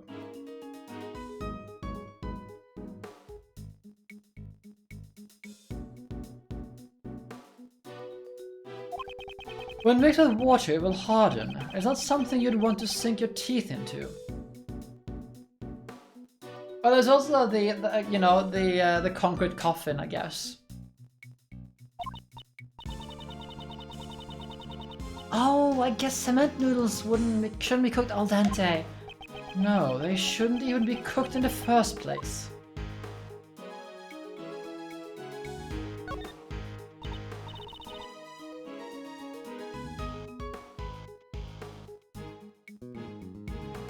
Wow, this bike is so cool! Look at that! It has a skull on the for a headlight! It seems the eyes light up when you turn on the headlights. Oh, well, I'm sure its eyes don't glare as well as yours, Mr. Edgeworth. My eyes don't actually emit light whenever I glare, though. Ah, I found something good! These are mechanics gloves. You wear them during vehicle maintenance or when you're working with machinery.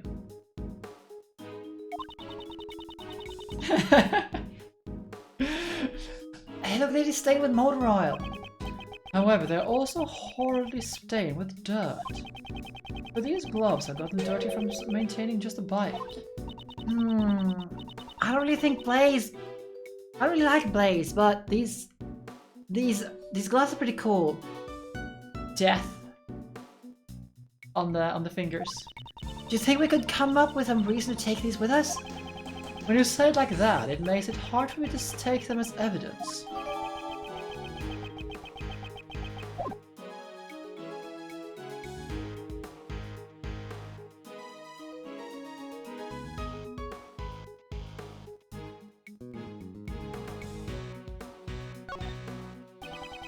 There are large tools hanging on the wall, such as a sledgehammer and a shovel. It's a lot bigger than a gavel Miss Courtney carries around. If I ever become a judge, I want my gavel to be this big. Swinging such a huge gavel in court will be intolerable. Please don't. Ah, I just swing the shovel that's been beneath it instead. There's no business being swung in a court or elsewhere. Please don't. Hmm? There's someone inside.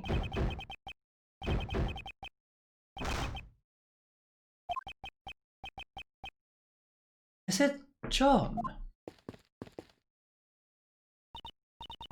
John, we're coming to save you! Huh? This is... probably Sebastian. Yeah. You're Sebastian? What? Why? This is Blaze's house, right? That would mean...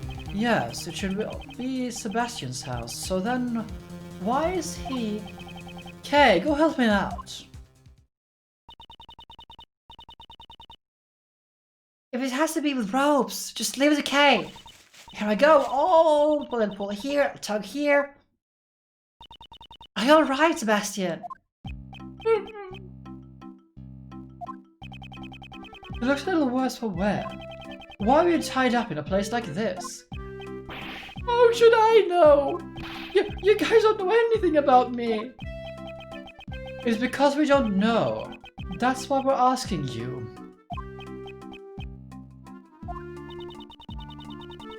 He's completely shut off his heart. Indeed, if it's come to this, I suppose I have no choice but to use that. Ah, you mean? I hate to do it when he's in such a fragile state. It's like kicking a man who's down. Will it be alright? His mind might break if you corner him too much, you know? Yes, I'm aware of that. I'll try to be careful. Good grief. I wonder how this will turn out. I never held back against anyone before. Oh, so we're logic chessing this guy. Poor Blade. Poor Sebastian.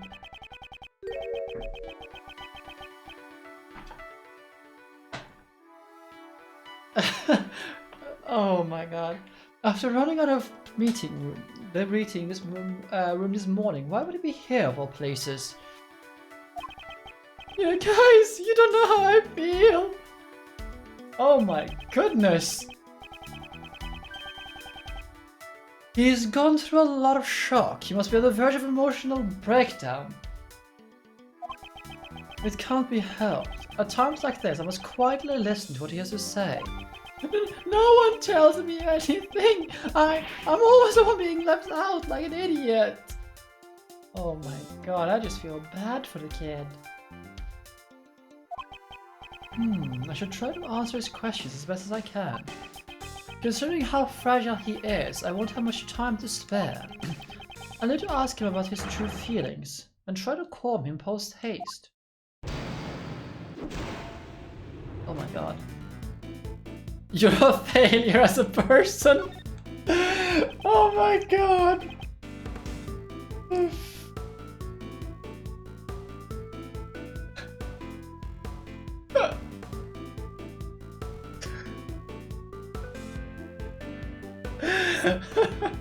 Wow!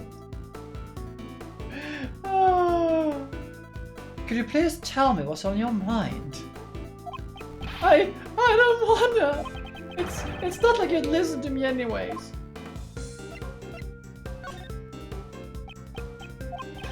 What's wrong? Normally you'd be shouting objection right about now.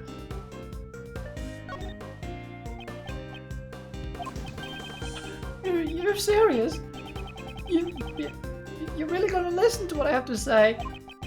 I can understand the shock you went through after what happened with your father.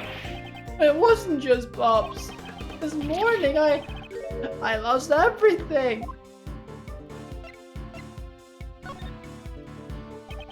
Do you understand? You have been caught. Oh no. Please stop it already and just leave me alone. I can't be trusted anymore. Curses. I'm going to put his remarks and his mind will break. Even so, it's someone who cries easily. Whether he's feeling down or losing his temper, he'll be crying either way. So I won't be able to tell the difference. I should really try reading the emotions, what he's saying.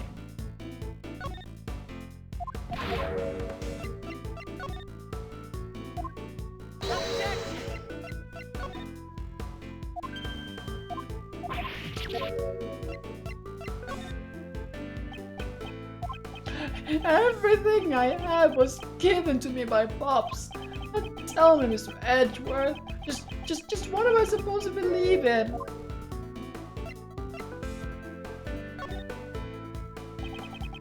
If you can't believe in others, then at the very least believe in yourself. You'll need to gain experience on your own, but if you require wisdom, I can lend you a hand.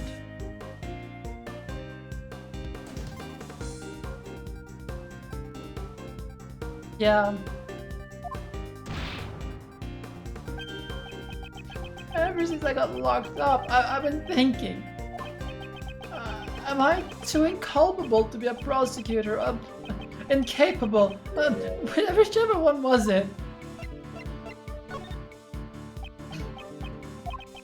Oh, and now you're just ignoring me. You just came to laugh at me, didn't you?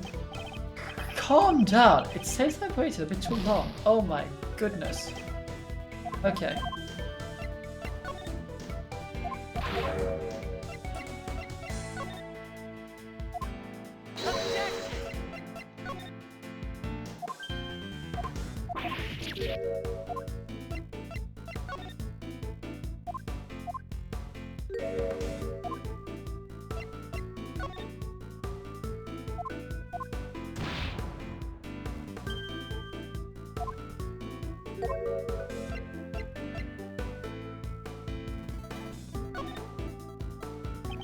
Do you understand? Oh my god, what is it going on here?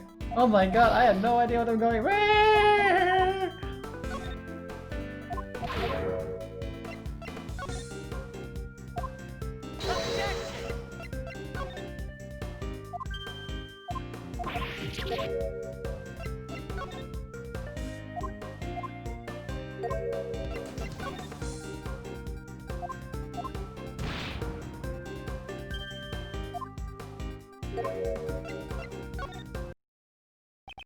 I believe incapable is the word you're looking for. Judging your own ability is not an easy task. Sebastian, little by little you are growing. Sebastian, would you tell me your side of the story? I understand. What should I talk about? She seems to have calmed down slightly. I'd like to tell me everything you know about the kidnappers. I just feel bad for him, you know. Now then, tell me what you heard and saw. Why were you tied up in your own home, of all places? That's what I'd like to know. I'm the victim here, how should I know? I was pretty scared being locked up alone, you know. Did your abductors happen to say anything to you? Say anything to you? I don't really get it, but one of them said, "Don't blame us, blame the owner of this house."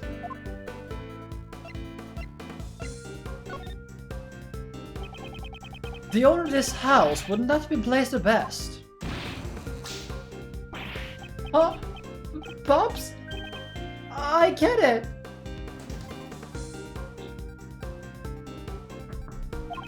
Someone who hates Pops must have taken me hostage. Oh no. Sebastian. No, considering the situation, that seems unlikely. The connection between Blaze and the kidnappers, this could be a useful clue. Do you have any idea who the kidnappers could be? Of course I don't. If I did, I would have told you already. Let me try using that clue.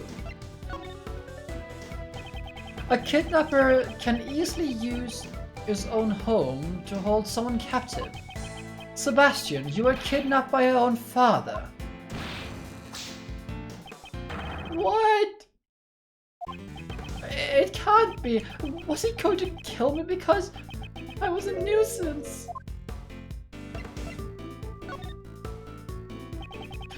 Will there be any reason for him to take your life? If his son was found dead in his own garage, Blaze would have been suspected immediately. Hello, Quaz. Thank you.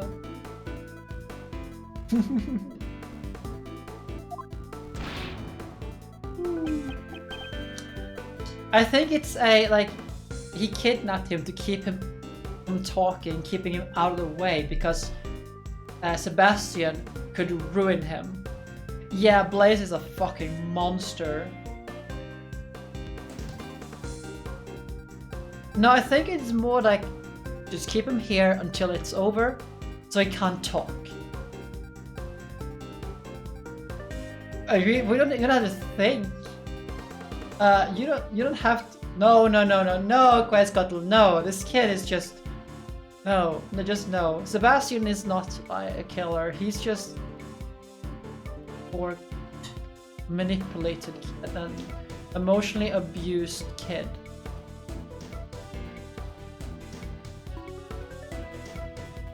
I see. And then, why was I kidnapped? Kidnapping his own son. I'm pretty sure he wouldn't be after any ransom money.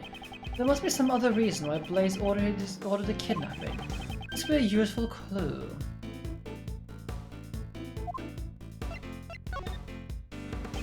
Do you know what the kidnapper's objective was? What are you saying? What else would the kidnappers want besides ransom? Kidnapping his own son in order to demand the ransom wouldn't make much sense. Yeah, you're right. Did you notice anything strange when you got kidnapped? Oh, as soon as I answered their question, they just took me away.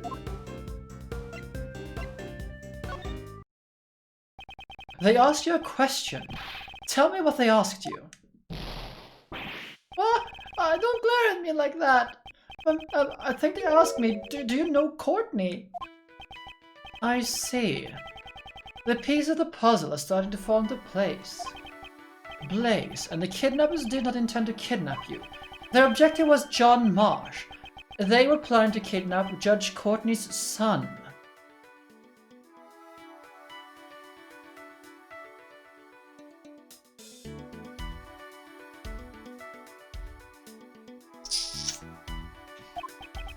In order to have Patrica Roland declared not guilty. Yeah. Blaze the best is the scum of the earth. Like, I never thought we'd find a character in this game I loathe, in this series I loathe more than Manfred von Karma. Seriously. This is whoa. Just see it had a son, and Warden Roland gets declared not guilty. I suspect the kidnappers mistook you for John Marsh. All of this was just a mistake. Wait, maybe that's why back then. Did you just remember something? I don't know. I have no idea. No, it's nothing. I'm useless anyway. Just leave me alone already. This is bad. He might be emotional at his emotional limit. I must get him to tell me what he remembered and try to calm him down as well. Oh god, this is going to go quite fast, isn't it? Based on how distressed Sebastian looks right now, it must have been quite traumatic. I'll need to help him get back on his feet. What do you did you remember just now? I didn't remember anything about that guy. Oh.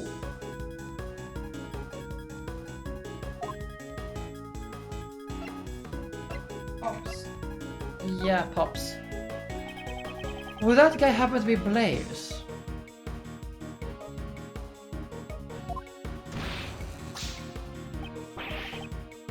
Okay, we are past the ad thing. I'm gonna just steamroll through this because the pre-roll thing is active again. So we're having pre-roll ads again now, and I'm not happy about it. But I'm gonna steamroll through this. I'm gonna get through this because we're not stopping here for an ad break. Full steam ahead. Darn it! Oh, so this is the difference between me and someone who earned his prosecutor's title. I've been wanting to ask you, why did you become a prosecutor? What does it matter? I'm not fit to be a prosecutor anyways.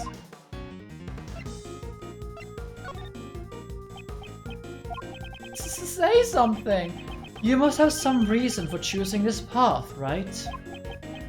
No, it's not like that. It wasn't anything special. I became a prosecutor for a really insignificant reason.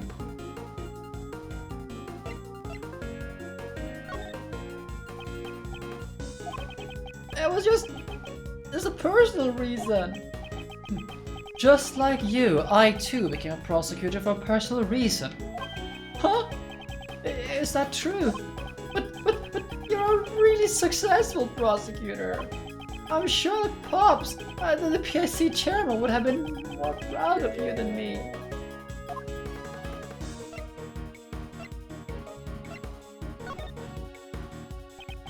I see. So you wanted your father's approval.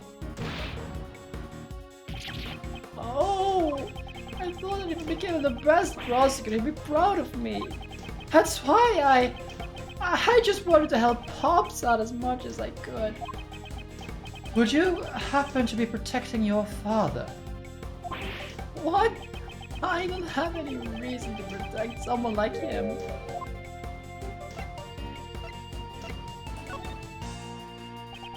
Didn't you want to help out your father as much as you could?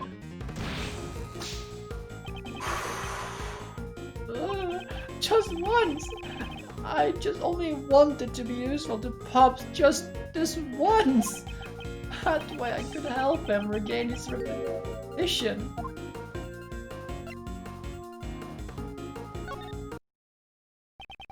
You seem to be mixing up your words again. The word you're looking for is reputation.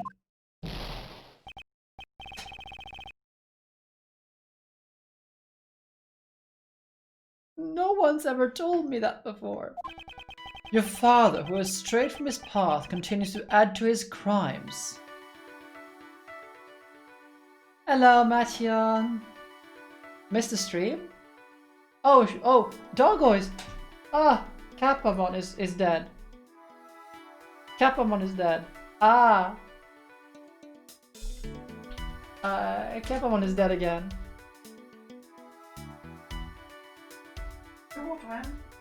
Firing our friendship laser. Oh, Laplace. Thank you for the gifted sub to Mattion. I'm just gonna fix the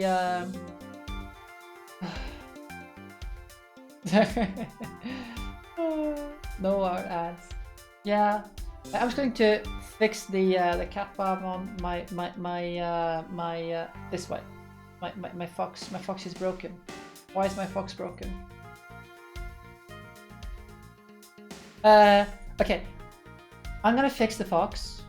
In the meantime, I'm gonna disable the pre-roll ads. So I'll be back in just a moment. Because something is wrong with the Capamon, so I'll be right back. Return. Hail hydrate. Okay.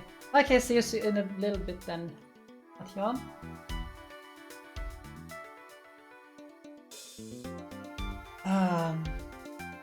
Yeah, I had to fix more of that too.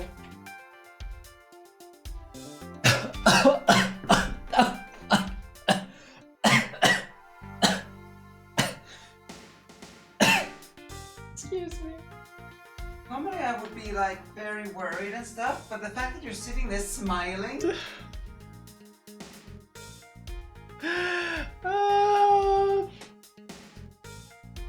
No, Laplace, I wasn't being a klutz. Never a klutz. Always a klutz.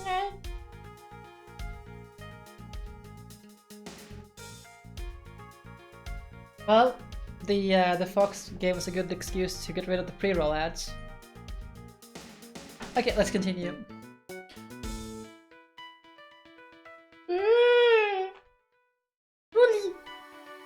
Your father, who is straight from his path, continues to add to his crimes. Even knowing that, do you truly want things to stay the way they are? But in that case, just what am I supposed to do? You should triumph over your father, who has treated you like a fool. You must stop Blaze before he commits another crime. I never thought of it that way. I want to triumph over Pops. Somehow, it seems he has calmed down once again. Now's my chance to ask him about Blaze's secret. I will give Beb Sebastian the courage to stand up to his father.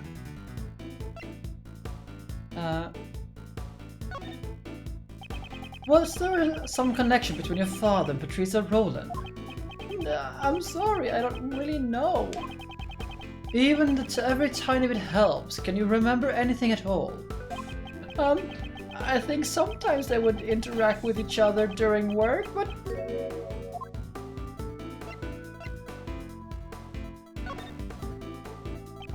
But, is there something else on your mind?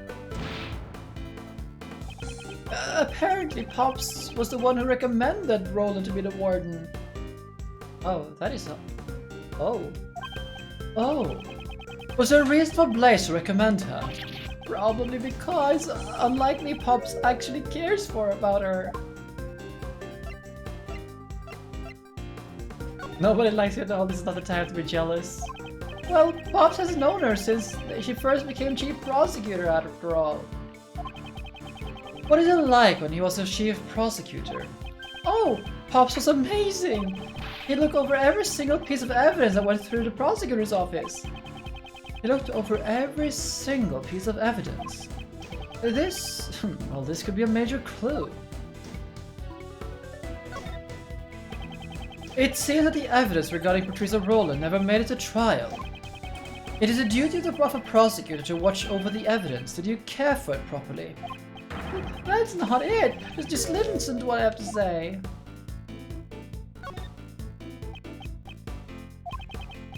I thought I'd keep it in the safest place I knew. Yeah, there's a lot going on here. Sebastian needs all the hugs. We have a kidnapping going on. Blaze the Best is a fucking dick and he needs to be euthanized. Oh yeah, and we also hate Blaze the Best more than Manfred von Karma, which is incredible. That's the short of it.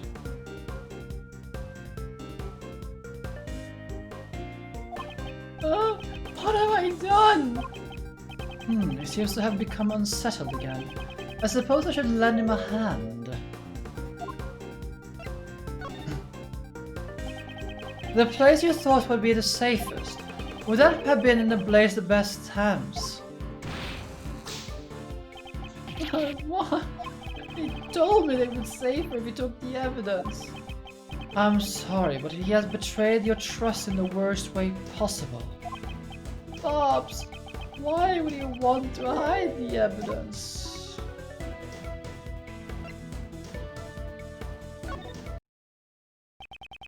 Blaze's objective was to have Warden Roland found not guilty by obscuring the truth.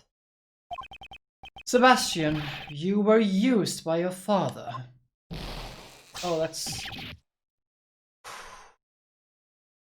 Yeah, Blaze the Best has definitely taken over Manfred's throne as our prime knife block. God.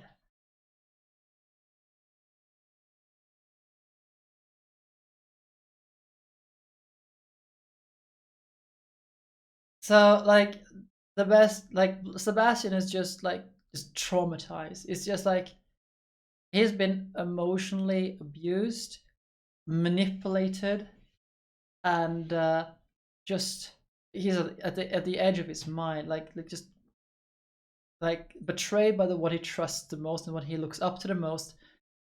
And it just keeps getting worse and worse. It just piles on and on and on and on.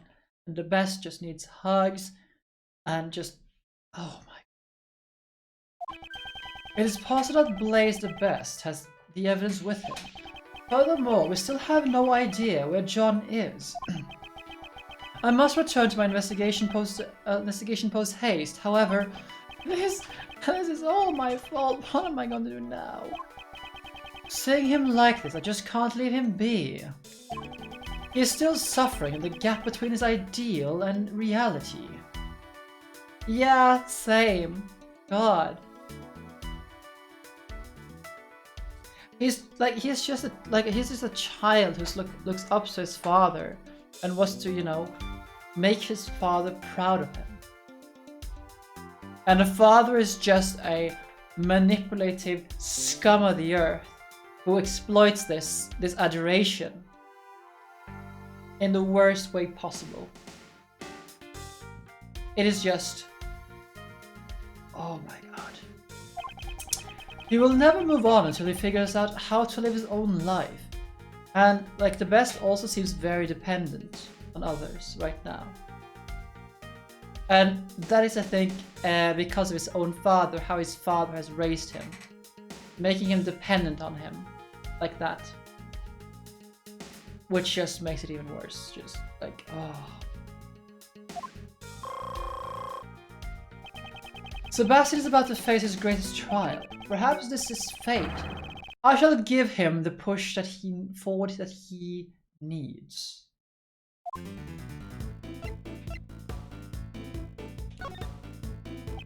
Do you still intend to continue as a prosecutor? I don't really know. It's not like I became a prosecutor on my own. Because of that, do I even have the right to continue being a prosecutor? Whether or not you continue as a prosecutor is something you must decide for yourself. Only you can determine your path in life. I don't want to stop being a prosecutor. Because if I give up now, I know I'm going to regret it for the rest of my life. So, he wants to continue to live as a prosecutor. He should keep his will in mind. Will you continue to ignore the truth just like your father? Please, just stop it already. I don't want you.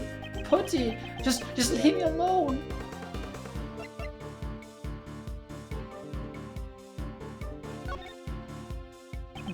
I believe pity is the word you're looking for.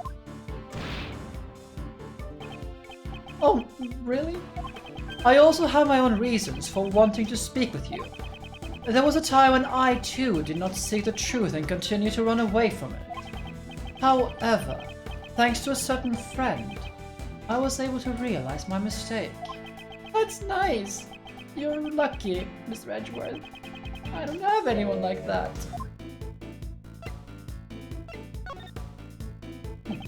If you have the courage to stand up, I will show you the way. What? Only if you have the will for it, though. I don't want to be like Pops. So, he wants to surpass his own father. I understand his feelings clearly now. Sebastian says that he wants to surpass his father and continue to be a prosecutor. In other words, he wants to be a different prosecutor from his father. It is the first answer he's arrived at on his own. I am sure he has the will. If he has the will, he will find his way. Yeah.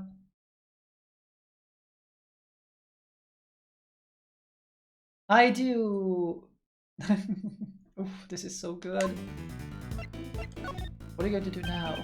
What do you plan to do from here on? First, I'm returning this red jacket. I'm not fit to wear it. Clothes. Clothes are fake, man. I think that's what Pops used to say. He knew all along I was a fake.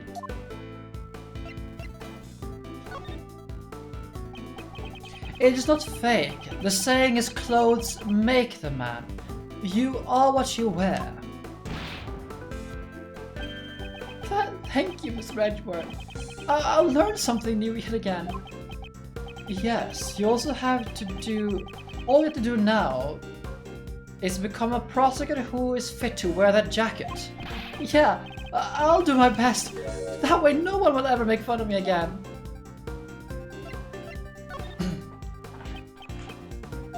But how can I get people to accept me? What do? I don't know what to do. For goodness sake, don't you remember your own words? Perhaps his own will can show him the way.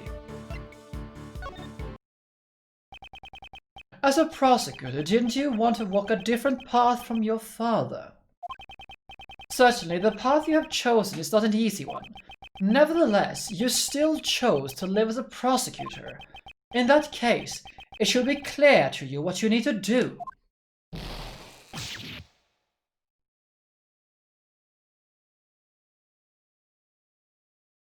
You know,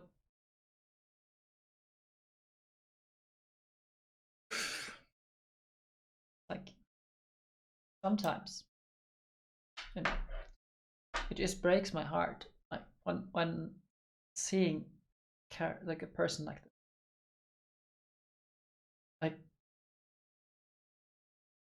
Like someone break like up like this. When you had so little kindness in your life. And I like just a picture this conversation with Sebastian paints us. Just like he has had so little kindness in his father has used him, like abused him, just all the things. And while he has a good relationship with Courtney, she also did use him in order to get at Blaze. And the person that is now like supporting him, showing him the way forward, like helping him with the resolve, is the person he has had the most antagonistic relationship, like for himself. And it is just heartbreaking. Still, I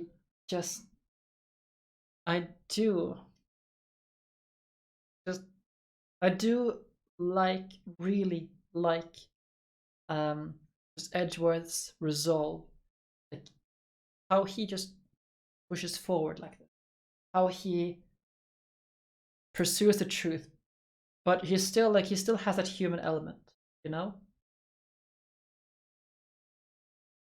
It is wow. And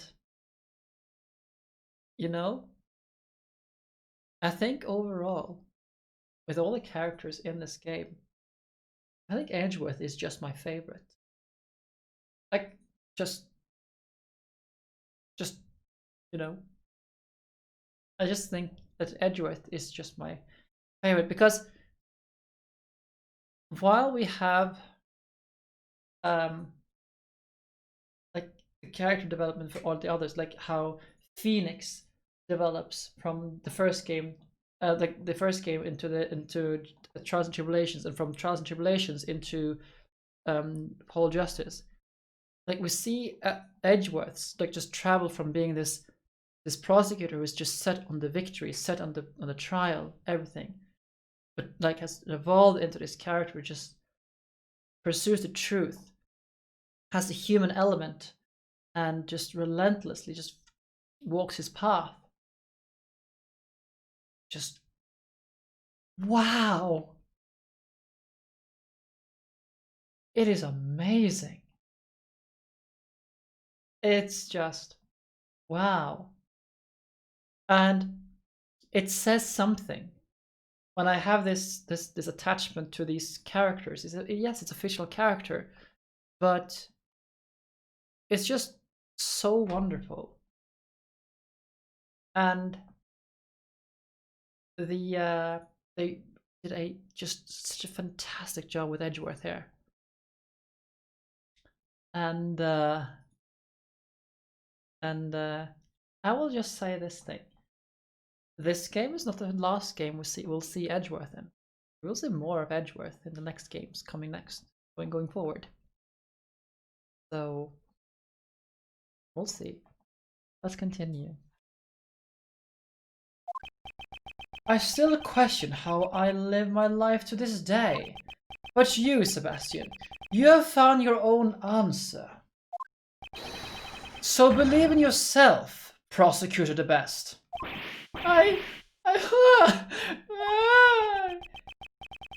He was mistaken for John and kidnapped by the Blaze underlings. And after his father stole his evidence, he lost his confidence as a prosecutor. The emotions he's going through must be more painful than anything I could imagine.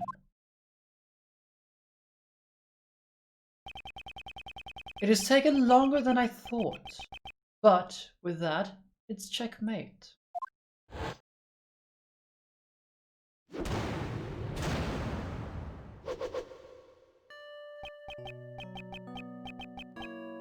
You know what? I think I want to make a video, like try to make a video essay on the character development of Miles Edgeworth. From the beginning of the first Ace Attorney game, through Justice for All, through Trials and Tribulations, through through Investigations and Investigations 2.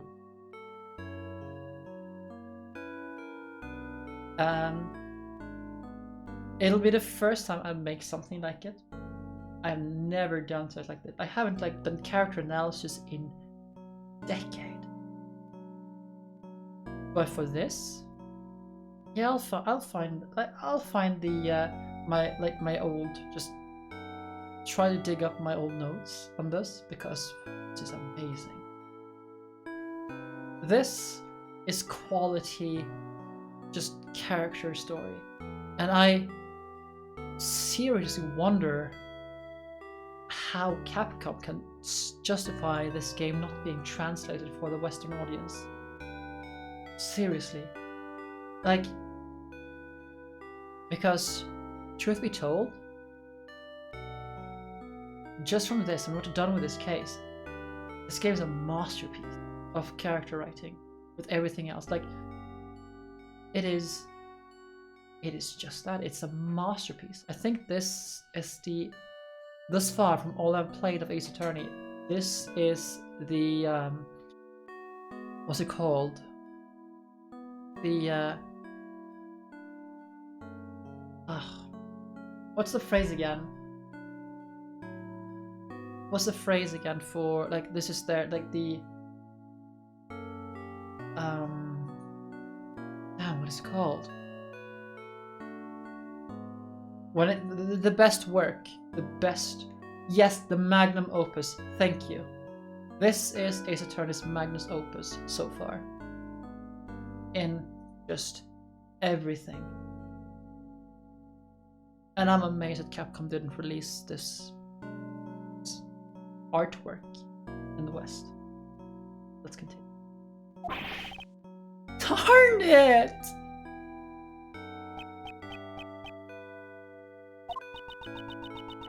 He dashed out of here at full speed. It seems that if there's one thing he's best at, it's running away.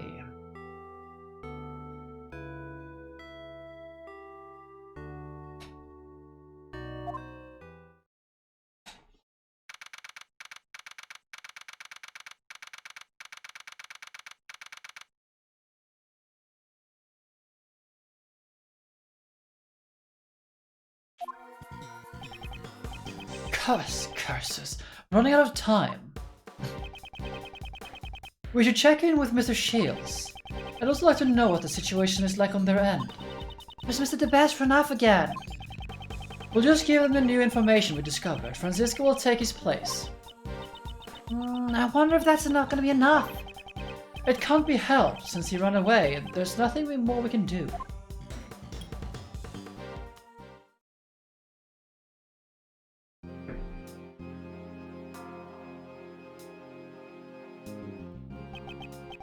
I guess I'll just say it again. If there's no murder weapon, you can't prove the defendant is guilty. Just because we don't have the murder weapon doesn't mean that the defendant is innocent. It seems you wish to taste the sting of my whip. Yeah! Mr. Attorney, this trial, how much longer will it take?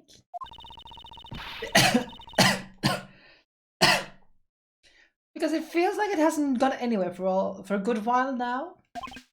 Well, I'm sorry, but that stubborn prosecutor there just wasn't seeming to understand.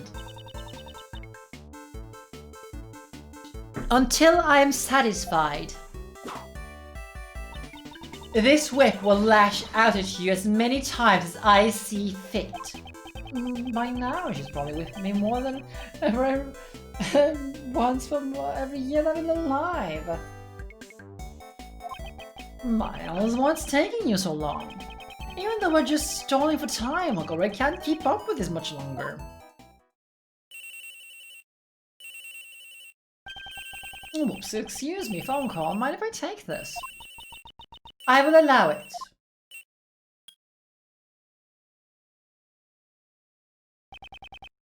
Mr. Shields. Oh, Miles, it's you. How's it going over there?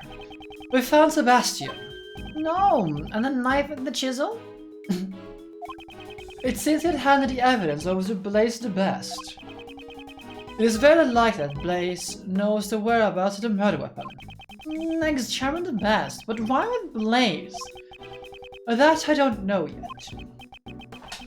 However, there might be some hidden connection between Patrica Roland and Blaze.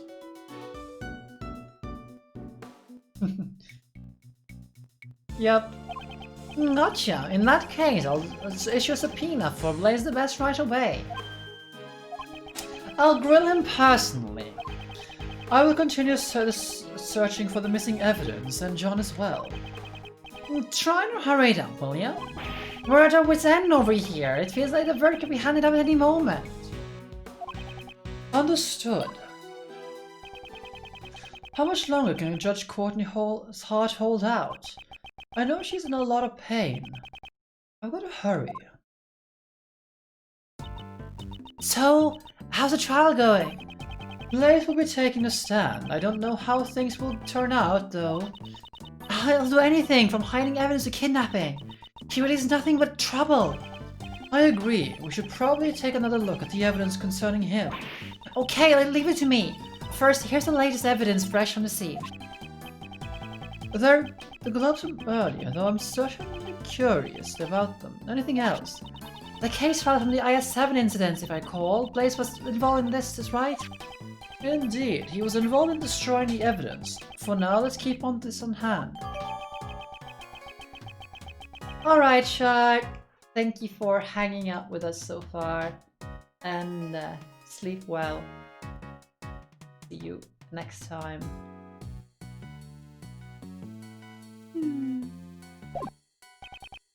Now then, is there anything else? Of course! Last but not least, forgot this! This is the Tagarasus badge, Kay. I'm talking about things related to Blaze. Please be serious. Aren't you always going around presenting random evidence to you? Huh? To Miss Edgeworth? No, well, that's... Isn't that Sebastian? What are you doing here?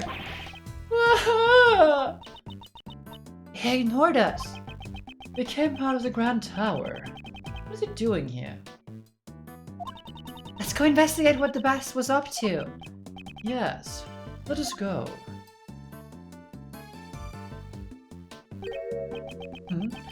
The hatch is open. It might be the Best, but Mr. the Best who opened it. Did Sebastian come in here? Miss Edgeworth over here! The safe's open! Did he come here to open that? Let's examine it thoroughly.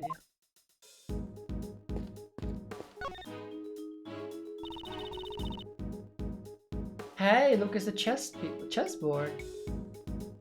There's something inside the safe! Let's go ahead and have a look. There are some documents in here. It's just a bunch of papers and... Huh? There's a photo here too. This is a picture of... Huh? That's Mr. Knightley.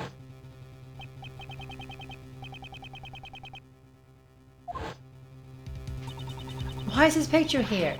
And what are these papers for? I don't know. We'll have to read the documents to find out. I'm almost certain there's a connection between Knightley and Dogen. Dogen's chess partner, whose identity remained unknown until now, was actually Knightley all along. That is proof enough. Tomorrow I shall interrogate him in the Warden's office. I'll get him to confess that he is the one of Dogen's henchmen. That thing he laid to rest near the flower bed 12 years ago. You simply must retrieve it. This seems to be a report about Knightley. Not to mention it was apparently written before Knightley was killed.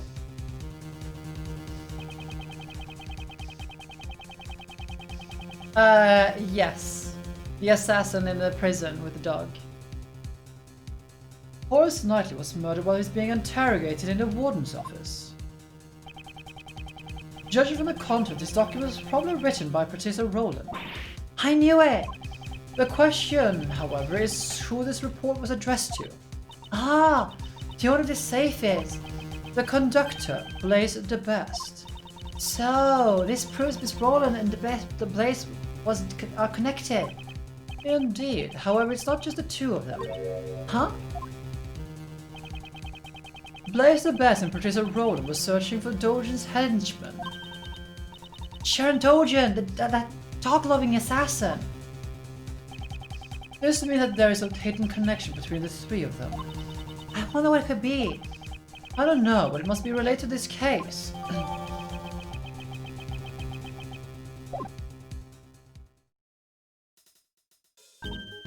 Ah, there's stuff here that I remember seeing.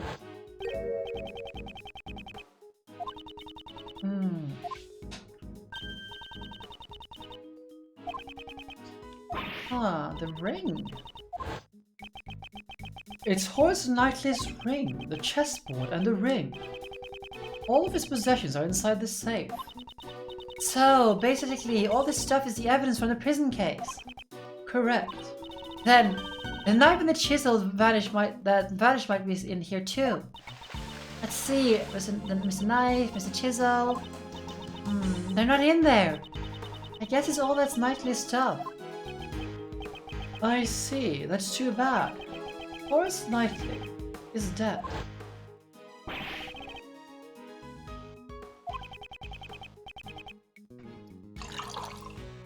I desperately require water.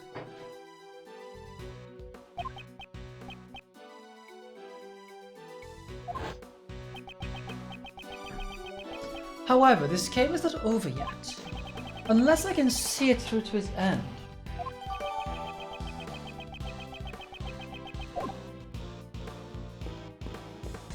Is there anything else here that stands out?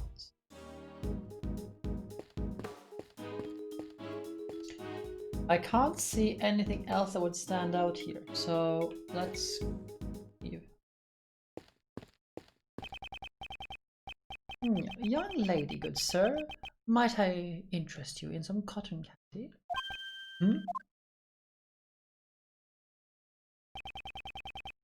Here is also ice cream, if that is what you prefer. You! Shella the Killer! It is good that you see that you are well, Miss Edgeworth. What are you doing in a place like this? As you can see, I'm selling cotton candy. Would you care for some heavenly cotton candy? Even sweeter than death. One bite will send you straight to heaven. That definitely is not something I want to buy from the killer. The meaning of my message, have you understood it?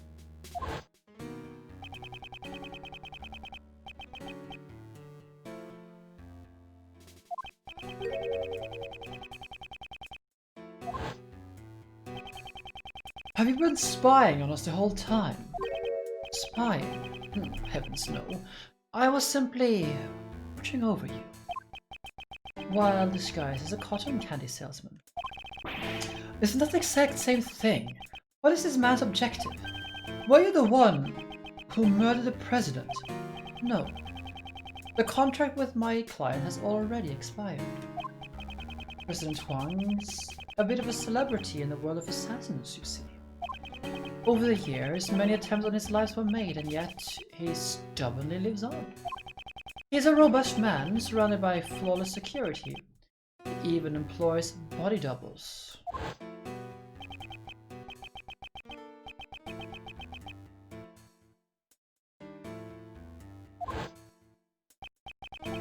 However, it seems this time the president's security wasn't exactly flawless. Mr. Rook had only just prevented his previous assassin, but this time I did not kill him. It is not my principle to kill needlessly. I am also grateful to a worthy adversary who was connected to me by fate. Thanks to that man, I did not kill a target who had no value to be killed. Thanks to Rook preventing the assassination. What does he mean? My client deliberately gave me a false target. It was a betrayal most foul. I am now searching for my client. In all likelihood, it is the same person that you are with. Is this saying that his client murdered the president? Just who is this person you are referring to? Isn't it obvious it's Blaze? I myself am not allowed to say. It would be a violation of the rules. I cannot disclose the identity of my clients. For to do so would create a problem of trust with my other client. It is precisely why I am personally searching for them myself. What are you going to do when you find your client? Of course, they shall be rewarded with a punishment most befitting of a traitor. What? That person... What'll happen to them? I will leave that up to your imagination. It certainly won't be anything pleasant. Oh, yes. I will tell you one more thing. 3 days ago, Sir Andojan escaped from prison.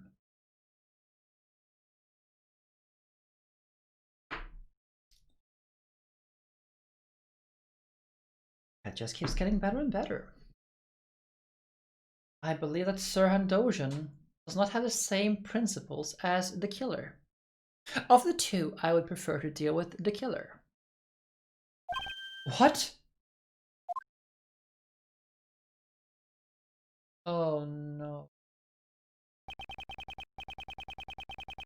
3 nights passed, Dojan's solitary cell was found vacant. It was almost as if he knew that I would come to pay him a visit. He visited Dojan's cell. Could it be that person the killer searching for is? Well then, if you will excuse me, I must get going. Let us both do our best in tracking down that person.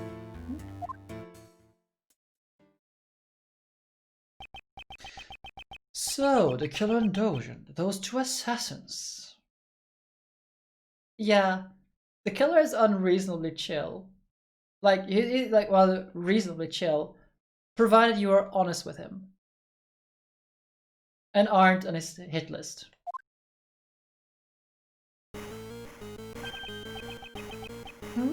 This sound is... Whoa. That's the Mozilla theme. Could it be John? Mr. Edgeworth, how are you doing? It sounds like they're using a voice changer. Who is this? Someone you've been searching for? The one in the red hood? The red hood? Are you the person who ambushed Kay? Brilliant introduction. I expect no less from a prodigy prosecutor such as yourself. Mr. Edgeworth, I want to listen on this too. Very well, I'll put it on speaker. Well, I must say that I didn't expect the girl to get amnesia. Hey, what's that supposed to mean? But that is not all, you see. Perhaps I should let you in on this, Mr. Edgeworth? Actually, I was the one who ordered Blaze the Best to be killed Jill Crane. What? This must be the person the killer spoke of. I really should thank you, Mr. Edgeworth. You have no reason to thank me. Oh, you haven't noticed. My, that is quite troublesome, you know. And try to figure out if this is someone we know from just the way he speaks. Like, Blaze the Best talks like this, like with the, you know. But actually, let's check the organizers, see we have, like, who else is...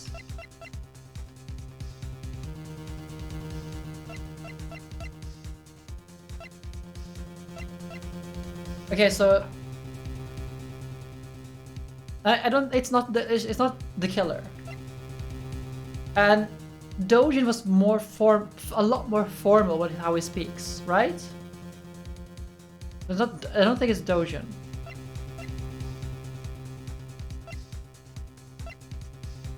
But Dojin escaped prison 3 days ago. I don't think it's Dojin.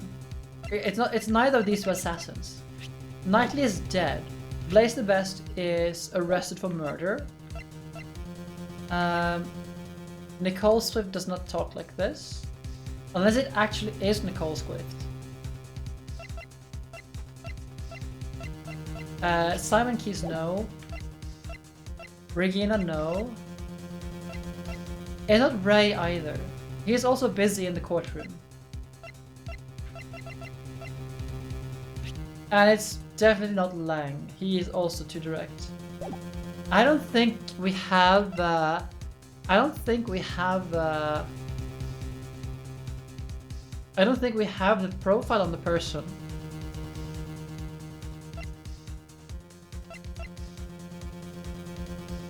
It would be a hell of a twist. I don't think it's Raymond though, because he is busy in the court, in trial. So the only thing I can think of, like, it has to be someone we haven't, like, don't have the profile of in this case. Or it's Nicole Swift, who is the mastermind here. I don't think it's Nicole Swift either. Actually, how she is 20 years old. It has to be someone who knows, because it keeps referring to the case 12 years ago.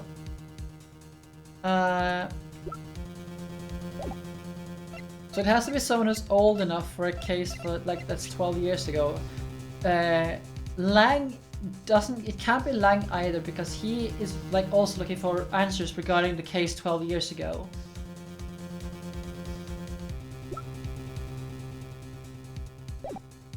I have no clue. Yeah, I wanted you to catch Blaze for me. So it's your dear little Kay. What? If Kay was suspected, I knew you would investigate the case. And I was sure the great Miles Edgeworth would be able to catch Blaze. It was all according to my plan. And you know, I get the feeling you have the wrong idea, so let me clear something up. Blaze the Best wasn't the one who kidnapped Miss Courtney's son. You. What do you know about the kidnapping? You and Miss Courtney are really quite alike, you know. She even came to visit you in the detention center and are all friendly. How could this person know something like that? Judge Courtney was supposed to have visited me using the detective's name.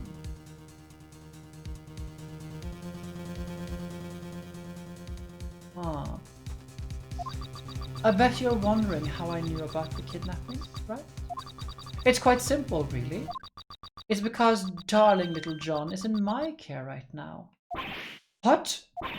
Huh? You seem surprised. If only I could see the look on your faces.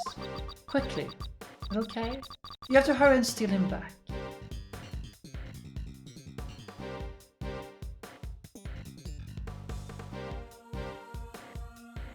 That is very specific.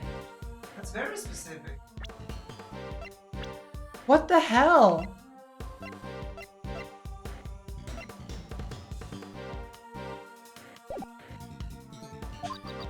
You wouldn't want to tarnish the Yatagarasu's name on your first job, would you? You even know my first job! Why does this person know everything in so much detail? Well, Used to be Ray. yeah, like, oh my, is it Ray?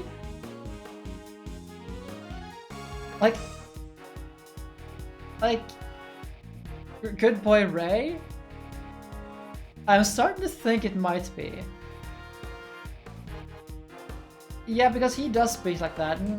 Well, I suppose I can't blame your mistake, you know. Yeah. Yeah. He speaks like this. Do it, you know. Yeah, oh my god. It seems Blaze was after John as well, you see. Oh my god, is it Ray? It makes sense it's Ray. At the same time though, like, I don't want to believe it's Ray. He's such a fool, you know. Kidnapping his own son instead. So, John is there with you. If he is, then I would like to hear his voice. He is here, but I'm afraid I can't do that. You see, he's asleep right now. In that case, there's no way for us to know if you really kidnapped John or not. I suppose you don't have to believe me if you don't want to. What is your objective? Is to get Patrica Roland declared not guilty? Or not guilty, Verite? I couldn't care less about that. So, his objectives are different from Blaze's. I think I'll keep my objective secret for now. Well then, I must be going. I hope you enjoy yourself, Mr. Edgeworth. Don't think you can get away with this. Then come and get me. I'll be looking forward to it. That is, if you can bring me to justice, but I highly doubt that. Okay.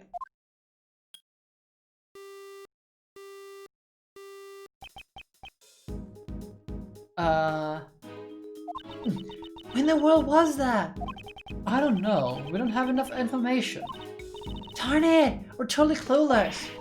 Meanwhile, they seem like to know everything about us. Know everything about us. Okay, you're right. Thinking about it, this is strange. It does seem that the culprit knows so much about us. It's so weird. I mean, they even know about the kidnapping. We must figure out how the culprit was able to obtain that information. I must recall, what exactly did that person know?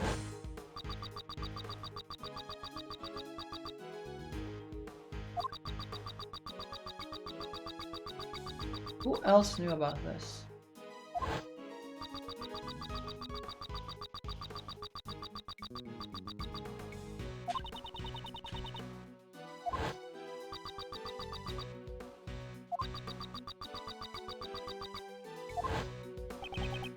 That's it. By analyzing our conversation with the culprit, I've figured it out, Kay. I know the source of this person's information.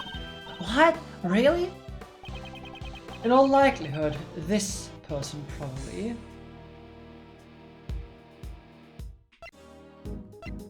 Planted a bug on us. That could also be a thing. I believe it is highly likely that we have been bugged. Bugged? If you recall what the person said. That could also be a thing, yes. If they couldn't see our faces, that means that they weren't taking our pictures or following us. Then they must have planted a bug somewhere. Could it be my stuff? Was there anything that could have had a chance to bug? There must be a hint somewhere in our conversation just now. That's right. A person knew something they shouldn't have. A conversation between Judge Courtney and myself in the visitor's room.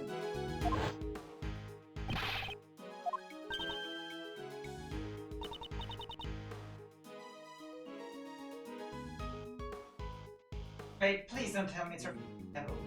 No, it's her phone. Okay? I hear it's her phone, but it seems too obvious.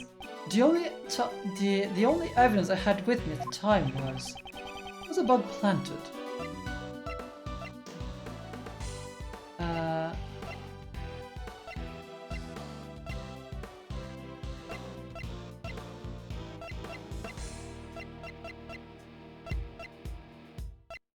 Okay, so it's actually the...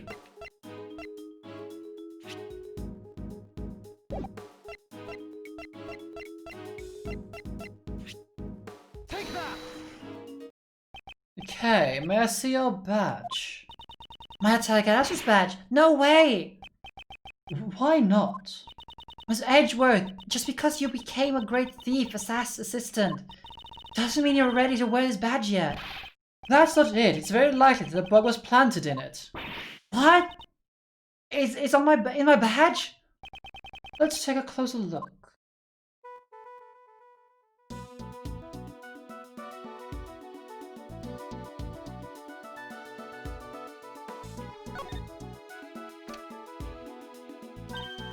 Ah, this is...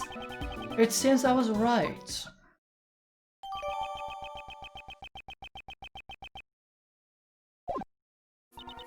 How do you know? The person had been in contact with you. You mean when I was locked unconscious? Yes, that's why I thought one of your possessions might have been bugged. However, that person also overheard a conversation with Judge Courtney. Even though the conversation took place in the visitors' room with just the two of us, we didn't have the phone in the evidence list, so the only other thing then was the badge. Ah, so you're holding on to it at that time. Exactly. All the evidence has been taken away from me. Only the Atagara's badge remained with me. So this creep's been listening on us the whole time. Indeed. It must have been how they know about all the information we had collected. What does that mean? They're also listening in on this conversation.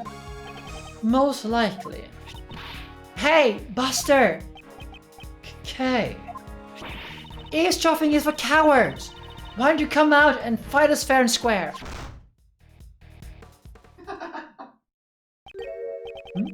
What was that sound just now?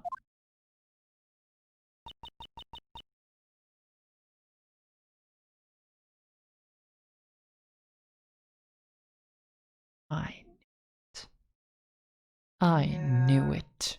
That speech. Hello, bitch. We have some words for you. Huh? That's Nicole! Honestly, y'all scared the bejesus out of me. Your voice is so loud there, little missy. I was so surprised I done fell flat on my behind. So in the end, it is the same person with the red coat, just like in the first case. I'm sorry! What are you getting all riled up for? Can I hear this? It really grinds my gears. Yes, yes? Okay, please just leave it at that. Unless you want to make tomorrow's morning headlines. Ah, that was close! Oh, shucks, don't be like a stick in the mud. What's wrong with letting a little gal open her heart and spill the beans?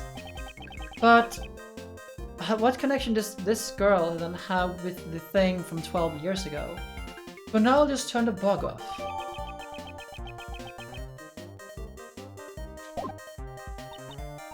So, did you find the kidnappers? Miss Swift, was the boy you saw being kidnapped? Was this boy right in the photo? Nope, they ain't nothing like.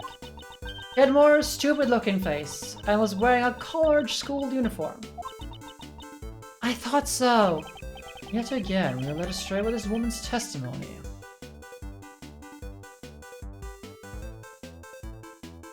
Or, like, she's the one listening on the bug. I mean, when Kay screams into the bug like that, and the first thing we hear is that she reacts to it.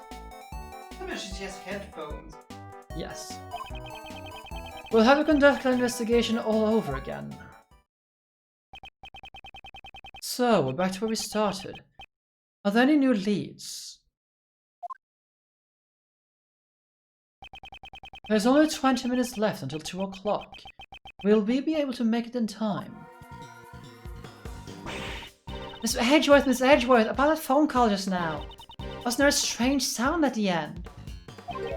A strange sound?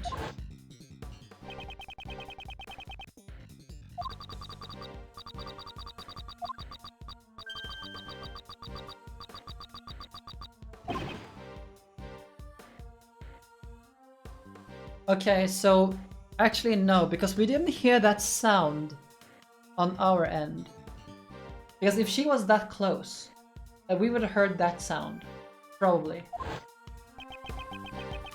Now that you mention it, it sounds like an explosion. It might be a hint to establish a culprit's whereabouts. That's that. See, the sound of an explosion, eh? I would appreciate it if you stopped eavesdropping on us. Maybe. Miss Prosecutor, you're as stingy as ever. First, let's see what she has to say. Hey, there's Gumshoe.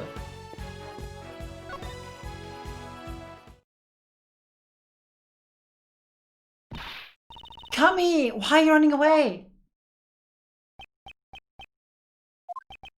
Detective Gumshoe. When Mr. Edgeworth gave up his prosecutor's badge, I just didn't know what to do. Oh, Red Gumshoe. And then I began to think, Mr. Edgeworth isn't a prosecutor anymore. Does that mean that I'm no longer a detective? Oh, Gumshoe. But that's not true. Even without Mr. Edgeworth, I'm still a detective. An investigation is my job. Detectives don't investigate just for the sake of prosecutors, pal. That's why, even if I'm on my own, I won't stop investigating. So, you've been investigating by yourself? Then perhaps at that time.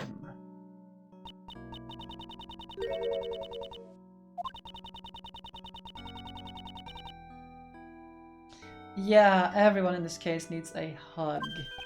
Big hug.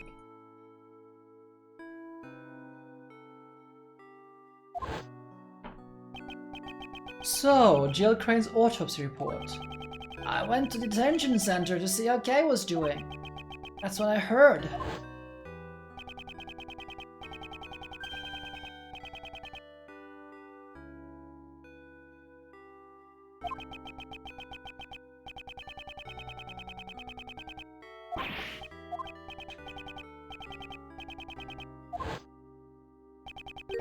You heard that conversation? That's right, and that's why I looked over the evidence again myself, sir. Kami, that was amazing! So it was you who saved me. Okay, I'm really glad you got your memories back. Thank you.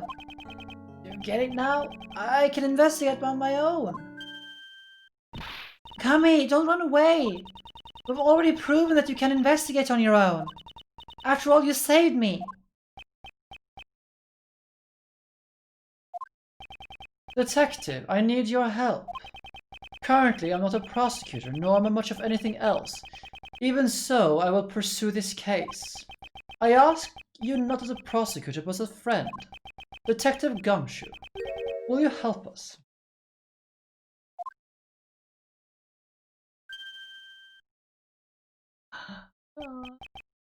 Oh, please, just cut it out, sir.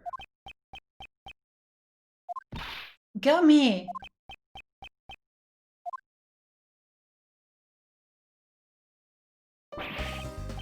I get it, pal. I can't bear to see Mr. Edgeworth bowing his head to me like this. Come here! Thank you, detective. What do you want me to do, sir? Okay. I need to get some more water. Because I have no more water in my playing jig. I need to use the loo a little bit. So I'm gonna take a quick break here. And get some more water. Use the loo. And turn off the pre-roll ads again. So I'll be back in just a moment. Alrighty, we are back.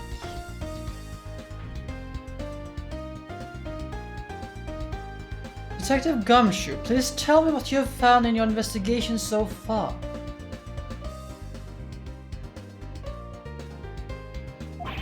Roger, leave it to me, sir. I got three things to report. First up is about Kay's clothes that were sent to the crime lab. Stretch.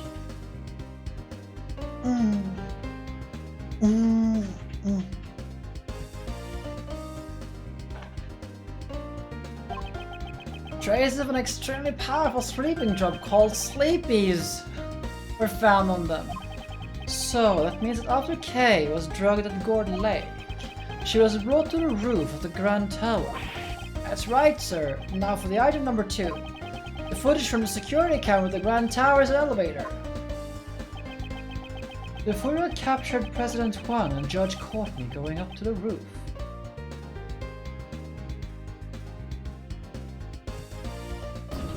Woo! Oh my god! Friendship point of god, that's... Hello, Callie and company. Welcome. I was not anticipating anything and coming in, but hello everyone, welcome. How was your stream, Callie? We are having a bit of a breakdown on this case. Everything is a mess with this case.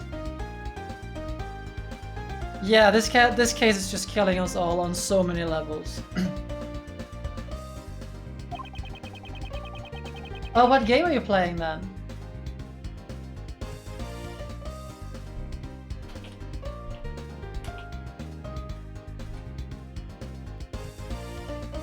Dragon Quest Builders 2, what is that?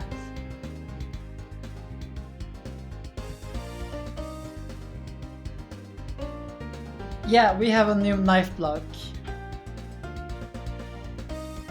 Get the build things. And if the elevator was used, the person who used it would be caught on camera. Exactly! In other words, if you look over the footage of a couple of days ago, you should be able to see an unconscious K being carried up to the roof. Think on me, does that mean that you checked out all the footage from before the incident 2 days ago on a fast forward? Dragon Quest with Minecraft, you know what? That sounds amazing. I see, and the results. I need to check out that. Can someone just like write to me on Discord so I don't remember, like so I don't forget? Dragon Quest Builders 2. Just do it. Oh, wasn't that a switch? I don't know. But there's a lot of people who needs a lot of hugs in this case. Just everyone needs hugs. Certain people needs to be stabbed. Some other people also need to be stabbed. And you know,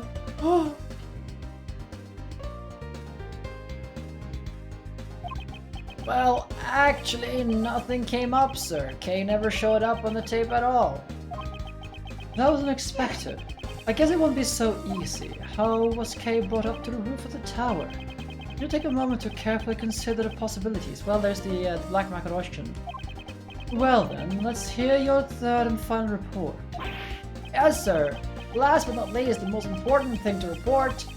I'm happy to be able to investigate with you again, Mr. Edgeworth. I'm gonna give it my all to arrest the culprit. That's all, sir. I apologize for putting you through so much, Detective Gumshoe. However, that was your most important report. It had nothing to do with the case at all. Oh. That is fair, Matjan. But still, thank you for hanging out with us.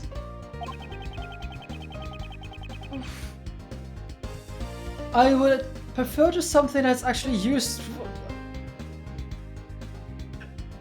Edgeworth's words are just like barbs. Aww, that's merciless attitude. That's the Edgeworth I know, sir. Well, he isn't complaining.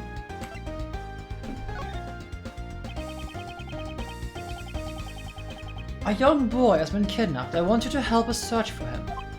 A kidnapping, sir? The victim is a boy by the name of John Marsh. Ah, that kid with the horns. Yes, do you know about him? I saw that boy myself, sir. Was that this morning? That's right, he came out of that trailer over there. And then he walked toward the garage pickup area. And the garage pickup area?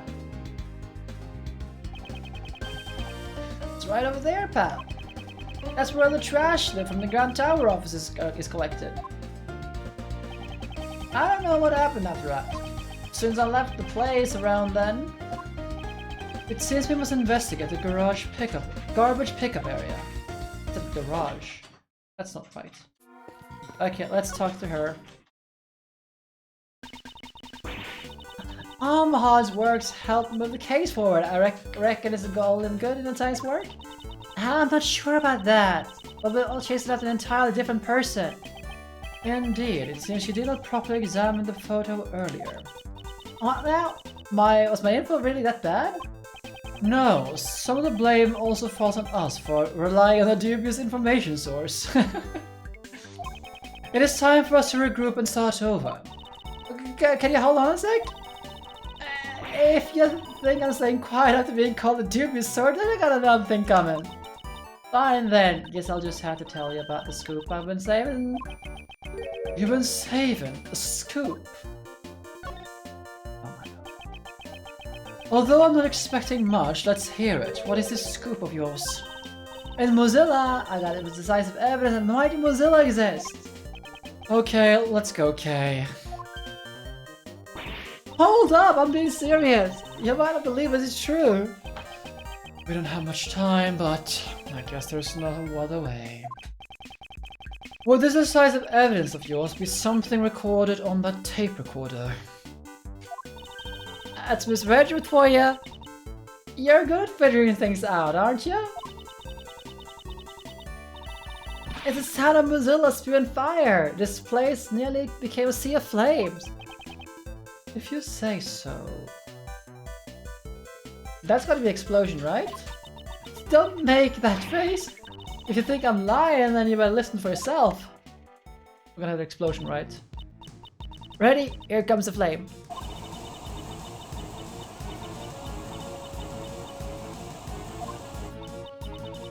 How was that? It's hard to tell over your shouting, but if you say so, I guess that could be flames. Miss Swift, did you truly witness these so-called flames? Well, to tell you the truth, I didn't even see it by my own two eyes. On account of, wasn't actually there at the time. If Mozilla had appeared, would you have noticed no matter where you were? Well, I was ways off. I was slightly unusual recording method, so... could you explain to me this recording method in more detail? I guess I just dug my own grave. Truth is, I was aiming for a scoop, so I did me some wireless wiretapping. Wait a minute! Wireless wiretapping? If there's no wires, how do you wiretap them? Okay, please don't concern yourself with the semantics. She was simply intercepting wireless communications and listening without permission. So, one of you mentioned earlier that she might have been tapped, like got into the frequency. You were spot on, it seems. A Firefox logo rampaging through a crime scene, yeah. I've been spending the last couple of days on the Grand Tower with my mentor. So, you were investigating the black market auctions. In that case, you naturally would have tapped the immediate area surrounding the Grand Tower. You betcha, but... Right then and there, I heard an earth-shattering roar. Finally, Mozilla appears. My heart is pounding. I feel him drawing near. So... everything except the sound of your own personal impressions, right? In the end... Big rains, or bring rain in this case. In the end, it seems that you didn't actually see anything. Well, I reckon writing's more than my thing. Anyway, I continue tuning into the situation. Well, Miss K over there almost shatters my eardrums. Oh, here we go.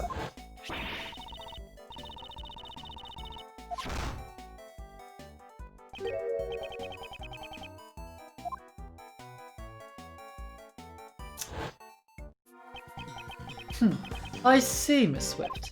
While you were eavesdropping, you were surprised by Kay's voice and fell over. In other words, you did not hear her voice directly. You heard it via the radio waves emitted by the bug, did you not?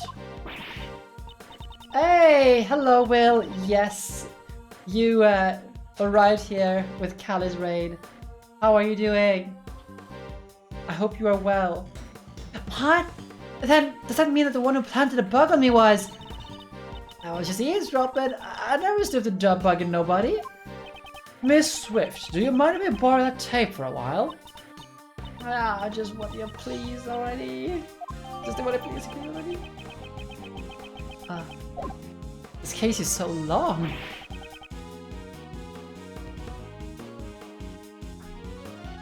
Miss Edgeworth!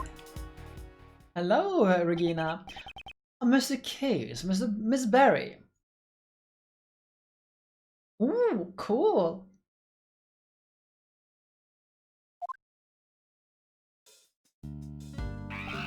Oh, did you find him? Not yet, but just where could John be? John? Ah, no. It's nothing. Don't worry about it. They don't know anything about the kidnapping. Regarding Sebastian, we found him not too long ago. Really? That's great. Thank you so much. I won't be arrested again. We are doing very well here. Well, this case is a train wreck. We need to dispense a lot of hugs to almost everyone involved.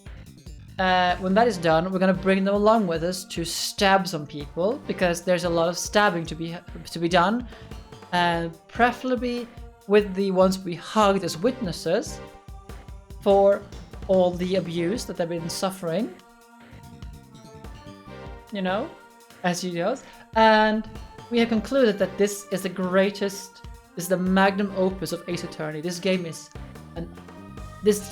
is a masterpiece of storytelling. It's amazing, even if it is a train wreck. Okay, let's see what the two of them have come up with. As expected of Mr. Edgeworth, how did you find him? Naturally, it was just thanks to the powers of logic and reasoning. Actually, it was just coincidence.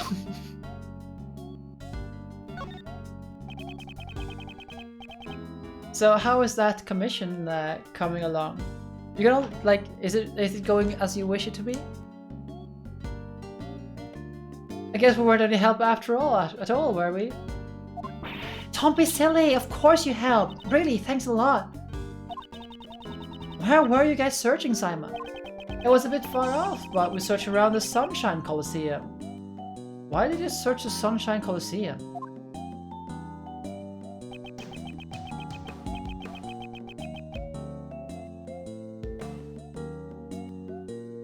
Oh, so we have a city map right now. The Sunshine Coliseum, so they were by the shore. There were a lot of people at the event there, so I thought they might have gone there as well. An event? Sounds like fun! Is it a festival? I wanna go too! It was a lot of fun. There was a lot of food stands and fireworks and much more.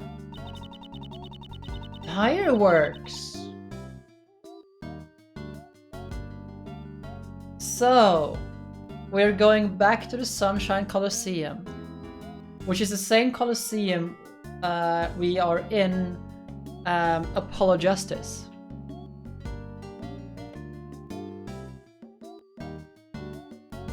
So the culprit was at the fire, so that tells us where the culprit is, then, at least.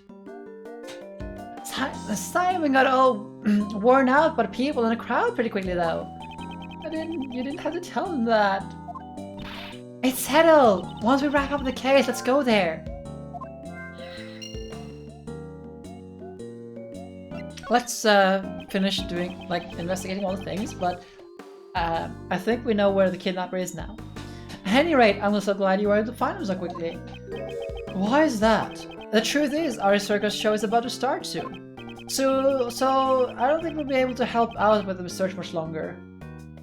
Yes, that's the Colosseum from Apollo Justice. The place where the concert took place. Sorry to burden you with this when you need to prepare for your performance. No, it's okay. Please don't worry about it. After all, I also didn't want to get arrested again. I'm so relieved you were able to find him, Mr. Edgeworth. Yeah, but the warden still hasn't been declared guilty yet. What? So you're saying there's still a chance I might be arrested? No, wait. Okay, please don't tease him. Okay, so let's connect those. I hope we can connect those dots. Yes, we can.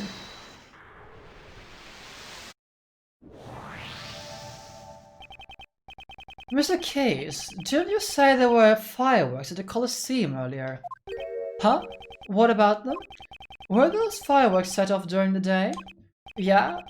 Even just while we were there, a bunch of them were set off.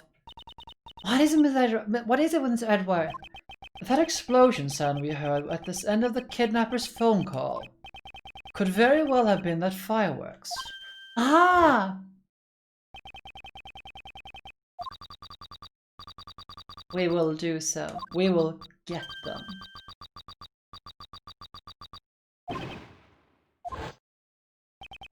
For the sound to have been picked up by the phone, it must have been fairly loud. So that means the culprit is near the Colosseum.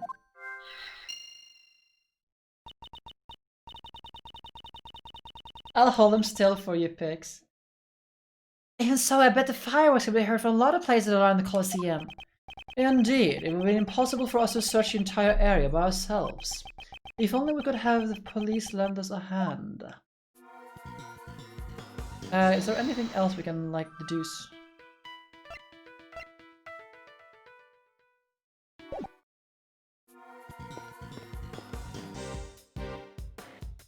Actually, Gumshoe.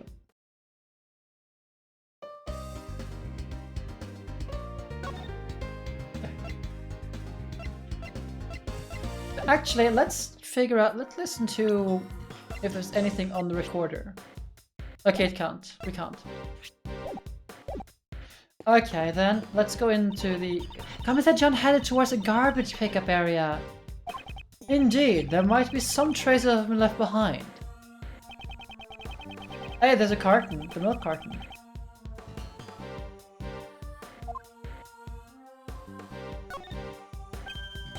This milk carton is one of the one John was drinking out of. There's no mistake, something must have happened to John here.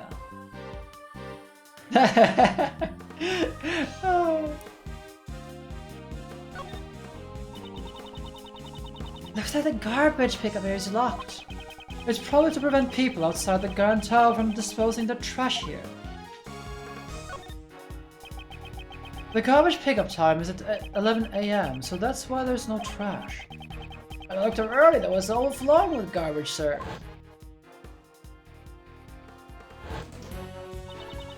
I thought today's the day the bulk waste was picked up with a garbage pickup.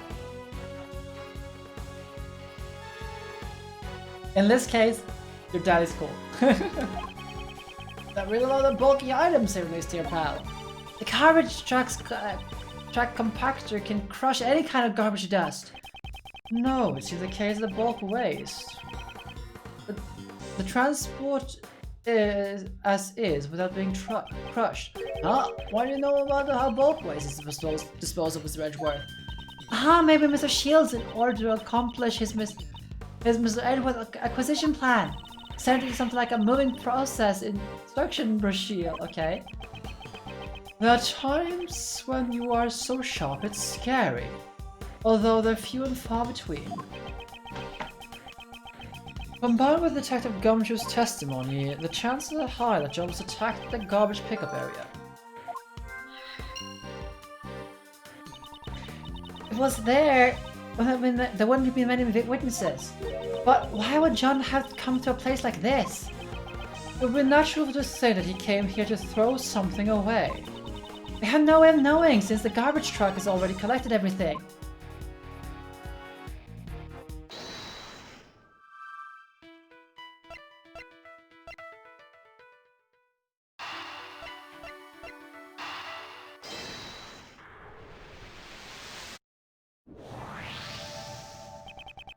The only vehicle that came through the plaza this morning was a taxi and a blue truck. I made the best was kidnapped in that taxi. Yes, meanwhile John was attacked in the garbage pickup area. And the garbage was collected from there at 11 AM. I got it, sir. The blue truck was actually... That is right. The blue truck that came through the plaza, it was the garbage truck. I am so surprised that this case is like this section is going. Like we've been going for like almost 4 hours now, and we're still on the second, only on the second part. It's wow. How? Just over 3.5 hours so far from of just like gameplay. However that may be as it may, the officer who gave us this information made no mention that the blue truck was a garbage truck. Talk about careless! How could someone mistake a garbage truck for a normal truck? That is not it, Kay. Today was a day to collect bulk waste. I suspect it was a standard truck without a trash compactor that came by to collect the trash. John was taken away by this garbage truck. And where do garbage trucks go? To the dump, of course. Hold up! The culprit was a garbage collector, right? Then the truck was probably fake too. How do we know they went to the real dump?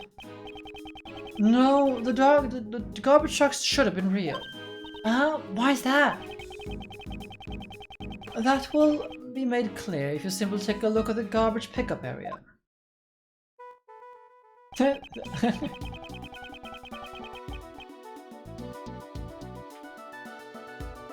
I mean... Take that! The garbage pickup area is locked. Only a real garbage collector could have unlocked this and collect the trash. Oh no.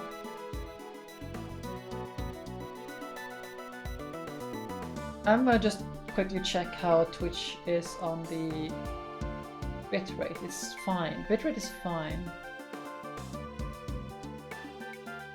Oof. Precisely. We should assume that a genuine garbage truck was used. For example, the kidnapper could have put John into a large cardboard box.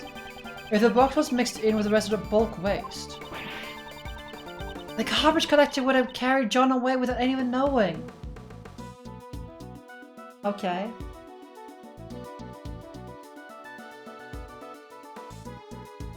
I've lost 201 frames this stream, so which is pretty low. Yeah, okay. Yeah, I get it then. Exactly. The culprit would then lie in wait at the garbage dump. And if they say I threw it away by mistake, the box would be returned to them. Any garbage dumps nearby?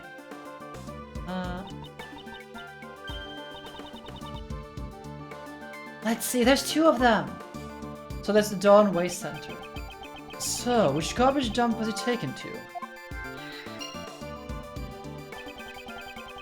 Did we hunt any information I hold? Yes.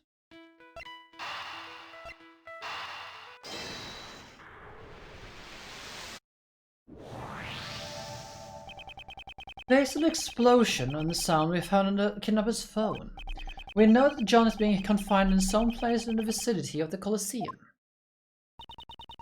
One of the garbage dump is right next to the Colosseum. John is almost certainly taken there, in which case the place he is being confined must also be somewhere close by. Detective Gumshoe. Yes, sir. Could I ask you to search the area around this garbage dump? You don't have to ask me like we're strangers, sir. It feels so distant.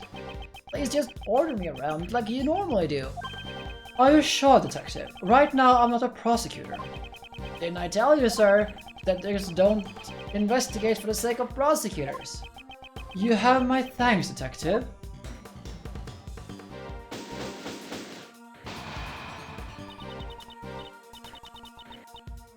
Mr. Edgeworth, look, it's almost time. Yes, it will best if we hurry. They should always also be at their limit. Detective Gumshoe, I'm counting on you. Leave it to me, sir. This may be an unofficial investigation, but I'll call in all my pals from the station to help. Good. I'll have 2. Stealing John back is my job after all. I'll be returning to the courtroom. I might be able to draw out some more time. Okay, well then, even in the depths of night... the clock just struck 2. We have to hurry. Yes, sir. Ah, my introduction! When no other bird dares take flight!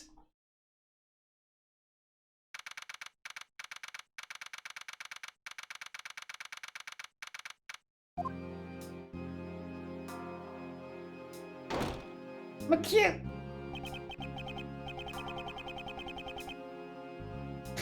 McCue! McCue! Yeah, I like that.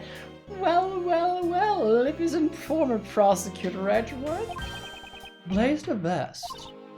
Witness, face forward. We are not done talking yet. Like I said, you see, why exactly what I have needed to help that person out, Your Honor. You know, it's a crying shame. Having a beautiful woman declared guilty, honestly, it brings tears to my eyes. You see, there's no reason for me to go out of my way to hide evidence just to save her.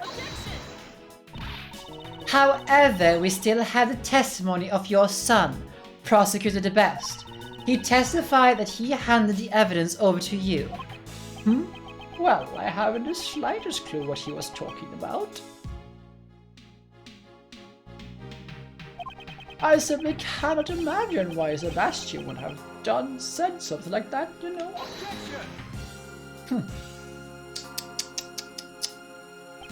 What if there's evidence that shows your connection to Warden Roland?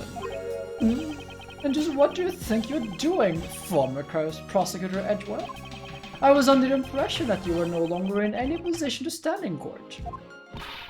Miles Edgeworth, how dare you barge into my prosecutor's bench? Franziska, I'm sorry. I need you to lend me the bench for a little while. What are you saying? Judge Courtney, I have brought vital evidence related to this case. Your Honor, please allow me to testify. She'd never allow it. Objection. Courtney Pie, Uncle Ray also asked that he be allowed to testify. There are no objections from the prosecution either, right? Understood. The prosecution has no objections. Objection. There's no way you can allow something like this, you know. Such high-handed methods. Surely are enough the war being held in contempt of court, wouldn't you say, Courtney? As long as John is still in danger, Judge Courtney cannot rule against this warden. I must convey to her that the search for a son is progressing. Judge Courtney, I ask that you have faith in me and my assistant. Now that you mention it, where exactly is she? She is currently out searching for the most important piece of evidence. Objection. What? It's a waste of time. There's no such evidence. Are you stalling for time? How disgraceful. Objection. Most important piece of evidence, huh? Courtney Pie. I don't really know what that evidence is, but I do know I think we should have faith in her. After all, even if she may not look like it, she is still the great thief Yatanganasu.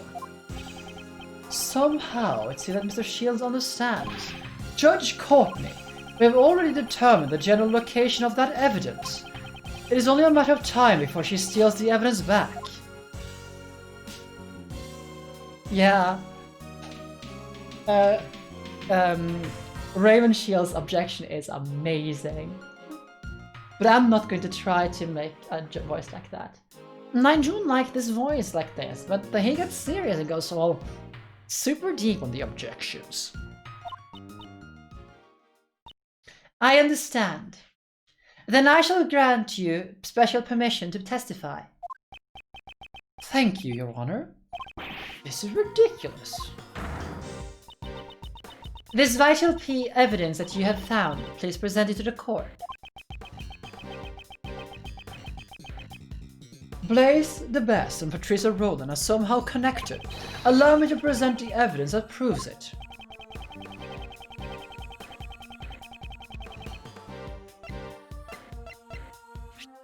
Take that. This document contains a detailed report regarding the interrogation of a certain man. A certain man. That man being the late Horace Knightley. And the one who interrogated him was the defendant in this trial, Patrica Roland. So that means that it was the interrogation where... That is right. Patrica Roland murdered Knightley in the aftermath of the interrogation. And that very interrogation has been recorded in this written report. That definitely sounds like vital evidence. Miles Edgeworth, just now you referred to that document as a written report. Now, just who in the world was that report written for? I thought you might ask that, Franziska. And that is precisely what is the most important about this report. We found this document inside the safe in the storeroom on the 51st floor of the Grand Tower. The 51st floor? The storeroom for the black market auction? Indeed, and the conductor of the auction was you, Blaze the Best. You received a report about the victim from Warden Roland. In the face of this evidence, can you still say you have no connection to the case? In regards to that, I refuse to answer. What? It has yet to be proven in this court that I was the conductor of the black market auction.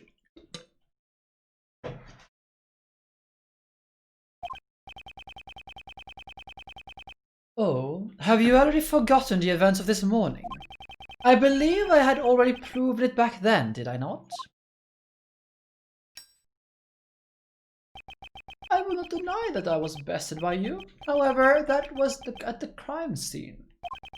Who knows if the result will be the same in court? An acquittal is still possible, you see. Until it's been proven in court that I am the conductor of the black market auction. You cannot prove that document was addressed to me. Your logic is twisted. That's not very nice, you know. My logic isn't twisted, is it, Courtney? Don't you feel the same way? It was quite unlike you to allow former prosecutor Edgeworth's statement just now, you know? It saddens me, you see, that you would fail to uphold the law as a judge should. In fact, I am so upset by this that I have no choice but to use my last resort, you know.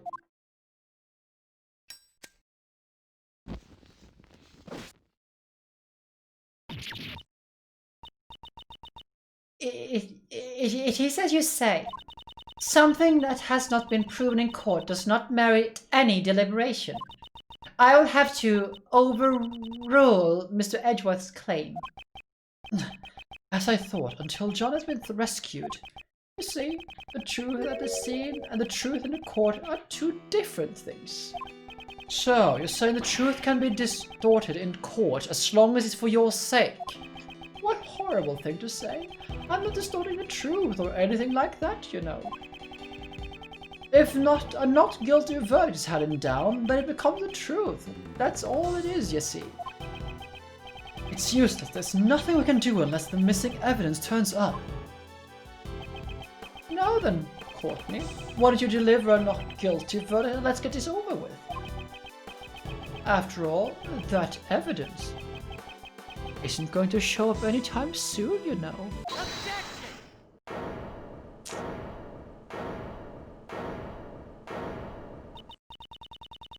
Who raised an objection just now?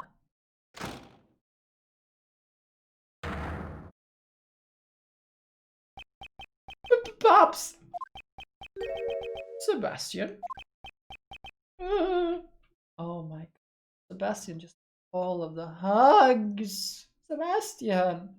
I feel so bad for Sebastian. Why did you come back here, now of all times? Sebastian, what is the meaning of this? Just where were you, and what have you been doing since you abandoned your own trial?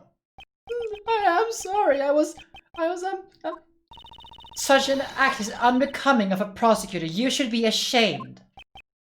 Well... Sebastian, you still don't get it, do you, you know? This court is no place for a sniveling child such as yourself. Oops, I...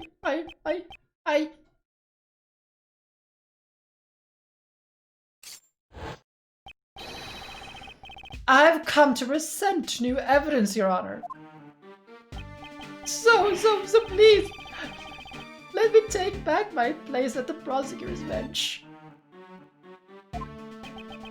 Sebastian, I didn't think you would come back. I like this theme.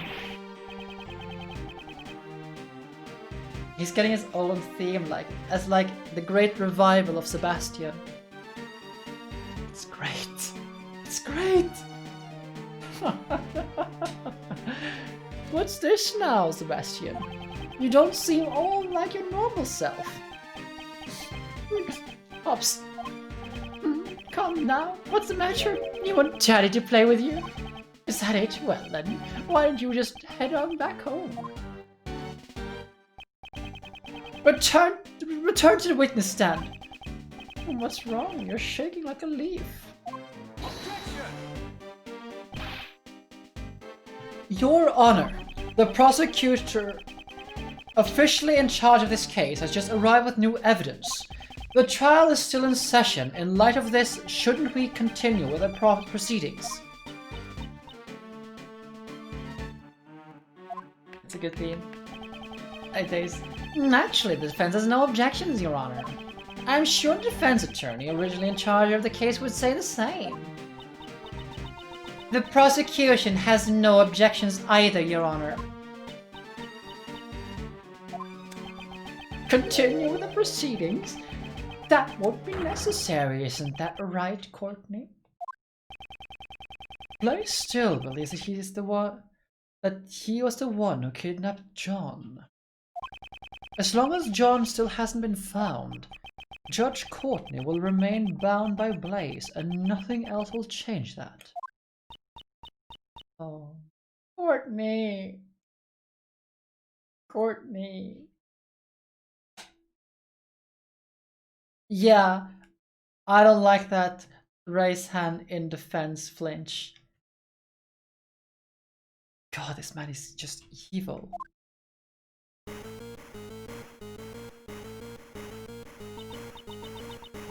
That sound is a cell phone. My phone as well. Uncle Ray's phone is also. Mr. Edgeworth! Mr. Shields! We found John, sir! We rescued John! Excellent work, detective. That kid was the most important piece of evidence, right? Way to go, Kay! I thought I wanted to spread the word quick, so I had to call everyone call.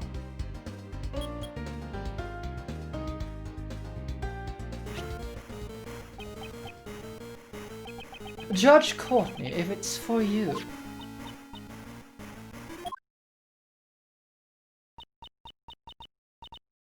Yes, I see. I am so glad you are safe. Make sure you properly thank everyone, okay? Be careful and come home safe.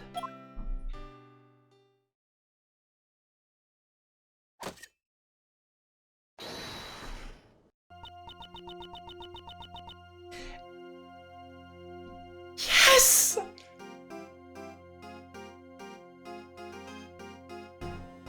I was gonna listen to this song a little bit. Let us resume the proceedings.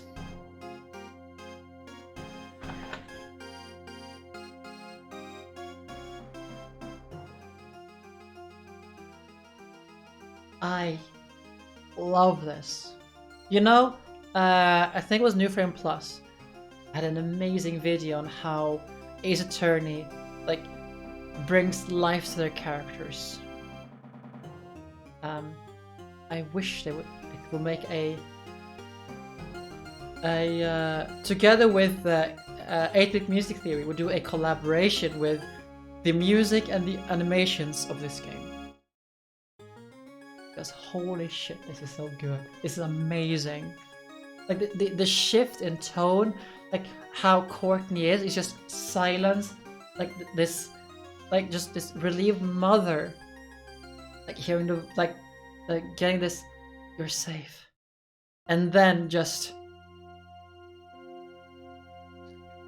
unfurl the gavel. Let's proceed. Let us resume the proceedings together with this theme. It is so good.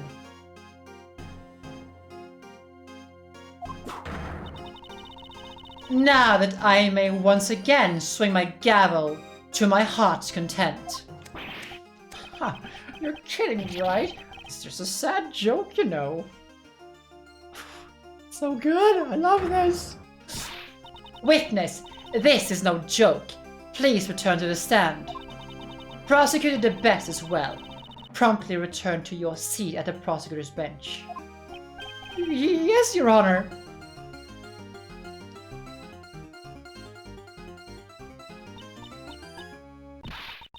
Sebastian De Best. Yes, Miss Von Karma. I leave the rest to you. Huh? Going up against your own father. It won't be easy. I shall observe how things pan out from the gallery. This is high praise. Like, this has to be such a confidence boost. Like, being acknowledged by the Franziska von Karma like this. Like, Franziska of the von Karma name. That's some high praise. Indeed.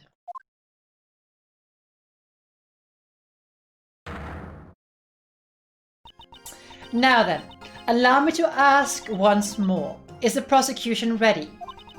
Prosecutor De Best, what is this new evidence you wish to present? Missing knives and the chisel, Your Honor. What have finally been found? Yes. Yeah, Franziska uses everyone's full name. But like, it has to be taken in a context. I think this is like just the thing is saying, well, of course, but I think yeah, that is true. Scruffy, but like I think that is a little bit of the child in like the child lingering in Franziska, because she called Gumshoe Scruffy even as a child, so could be that.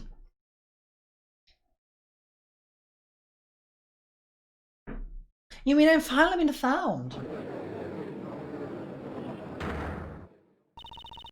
Prosecutor De Best, is this true? The knife and the chisel, I wasn't able to find them. Oh, I searched and I searched, I really did, but it was already too late. Too late? What do you mean? I remembered this morning when I passed my pops in the garage at home. It was holding something, wrapped in a newspaper. Pops, where are you going? Ah, Sebastian, just taking out some trash. At that moment, I heard it. The faint sound of a bell. Could that sound have been, by any chance, the bell attached to Dojin's chisel? In other words, you're saying that the witness threw away the evidence. I searched for it, but I couldn't, I didn't make it in time. I'm sorry. Where exactly did you search for it? The garbage dump. I went to the garbage dump and searched everywhere. I thought the evidence Pops threw away had to be there.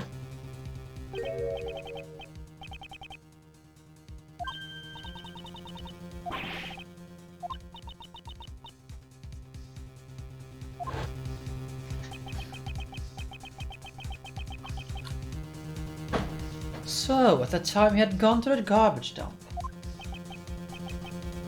But... this was all I could find.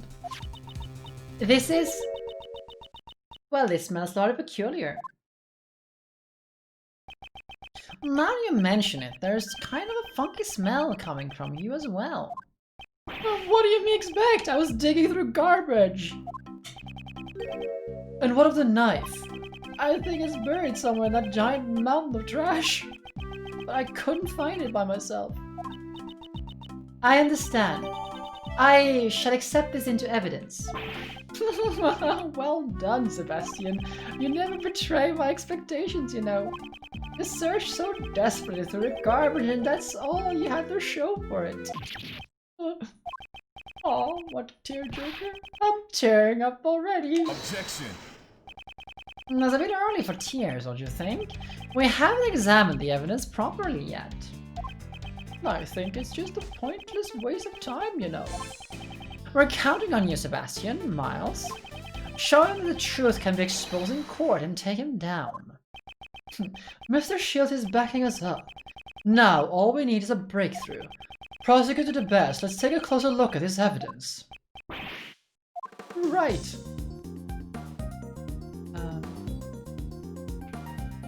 Wait a minute. What? There's an E here. I.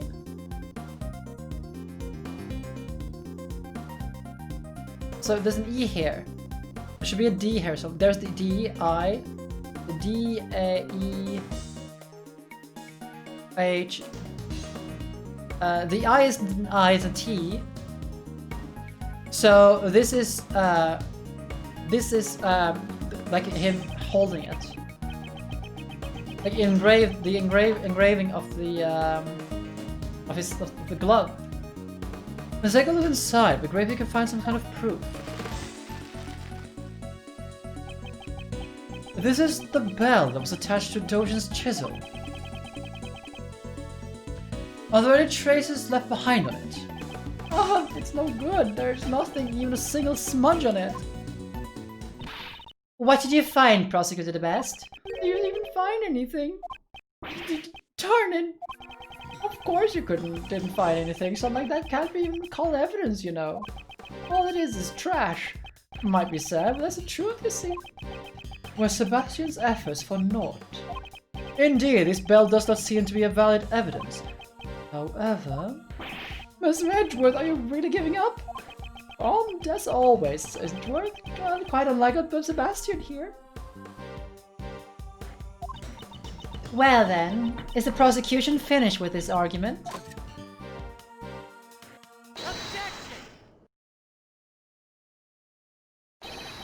Justine, not yet. We're not through yet. There's still something we haven't examined. You're still not giving up, struggling in vain. It's not cute, you know. It seems Sebastian hasn't given up yet either. I was just thinking the exact same thing. The last item remaining is a trash-wizard evidence. If we don't examine it, we'll never find out. Is the item we're thinking of the newspaper? We're still not done examining the newspaper that the bell was wrapped in. It seems Sebastian has the same idea as I do. Wow, this is just wonderful, you know? How wonderful is a cry for? It's the desperation as it simply reckless abandon. Are you really going to pin all your hopes on a worthless scrap of newspaper? We will not know for sure whether or not it's worthless until we examine it, now will we? Sebastian, let's examine it post-haste.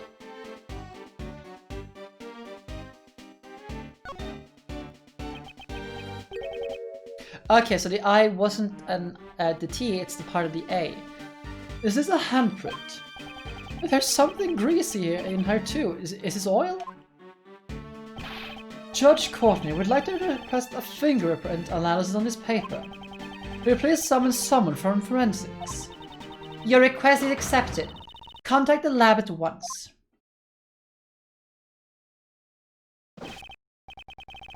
Reporting, these are definitely fingerprints. However, it's from a glove. What? Didn't I tell you? It's nothing but a worthless scrap of paper. Just think about it, you know, when handling important evidence. What kind of idiot wouldn't wear gloves? Oh wait, Wouldn't that be you? The idiot who doesn't know when to give up. That's really harsh, talking to your son like that.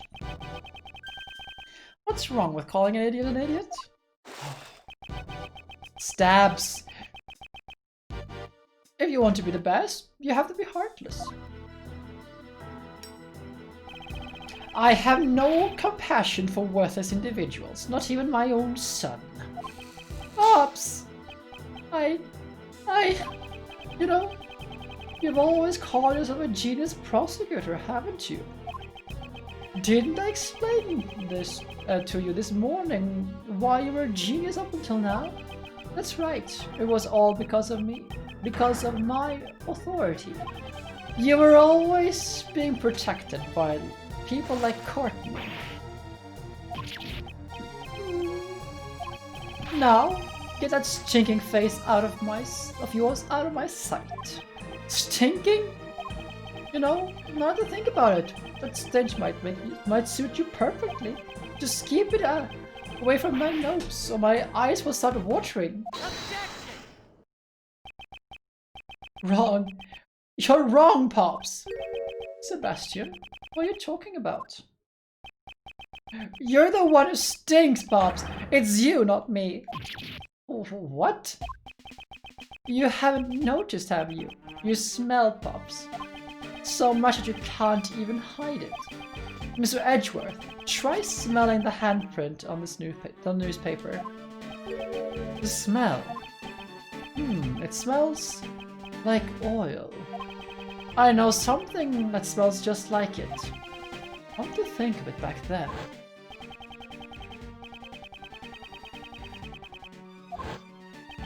That's right, the smell proves it. It proves that the culprit who hid the evidence was... you. It's no good. I guess I can't become the best after all. I'm too soft.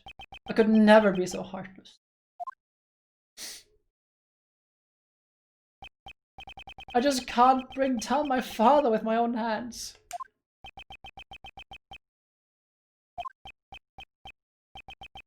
Summon your courage. Become a different prosecutor from your father. Wasn't that what you decided? We are prosecutors, and as prosecutors, we stand in the courtroom. In that case, isn't it our duty to shed light on the truth? Exposing crimes and bringing criminals to justice, even if the criminal is your own father. That is your duty as a prosecutor. Didn't I promise you that if you have the courage to stand up, I will show you the way?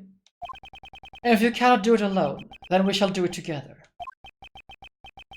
Thank you, Mr. Edgeworth. Allow me to present the evidence that connects this handprint to my father. Take that! This is a smell of motor oil. It's the kind used for maintaining motorcycles. Both myself and Mr. Edgeworth have smelled the exact smell before. Blaze the best. It was in your garage. And wouldn't you say that these fingerprints have a rather peculiar shape? 5 letters that spell out death. The exact same on your own gloves. You can buy gloves like that from anywhere, it doesn't prove a thing. Is that really the case? That's not the only thing that 2 pieces of evidence have in common.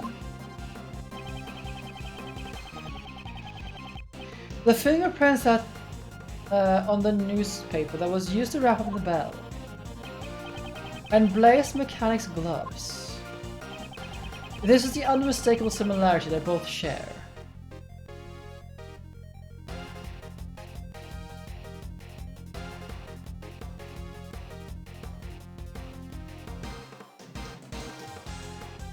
Take that!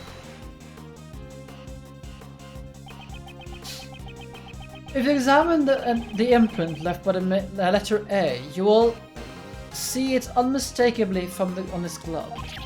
What? And that is not all. There is one more thing we must take note of, namely these dirt stains. I suggest we do a comparative analysis on the dirt stains from the newspaper and the glove. If the contents match up, then it will prove the decisive evidence. Bailey, please have these dirt samples sent to forensics to analysis immediately. Edgeworth, Sebastian. You lovely prosecutors, do you have any idea who I am? Pops, you can't run away anymore. It's been proven in court that you concealed the evidence. And that you tried to cover for the defendant.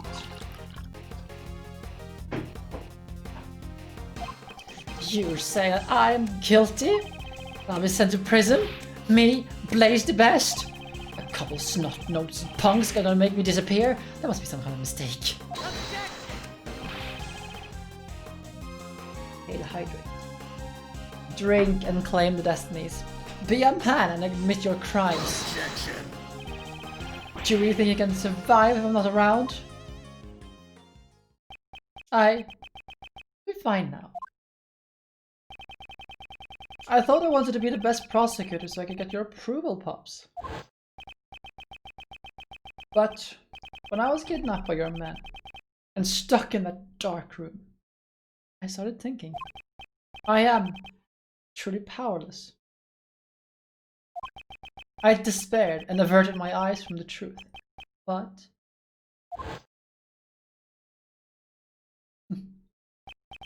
at that moment, Mr. Edgeworth stepped in and showed me the way. And now, I'm no longer a child, just a child chasing after his father's approval. I've become capable, and I can find evidence all on my own. What? My men kidnapped you? Why were you?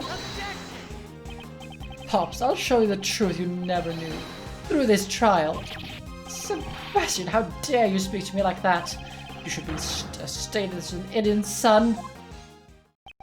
You may have hated me to the very end, Pops. But I've always looked up to you.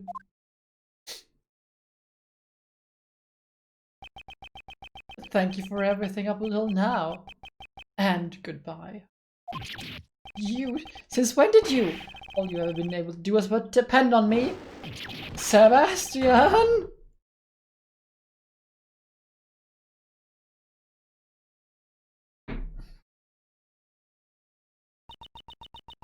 It has been established that the evidence was concealed by Blaze the Best himself.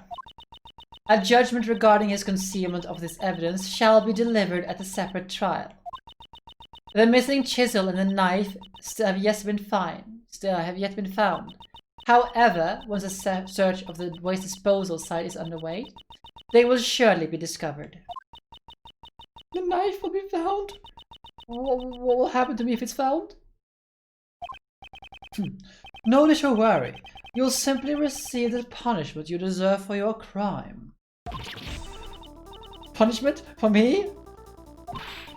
Blaze, what in the world are you doing? You... After all your boasting of being able to create your own truth and not guilty verdict?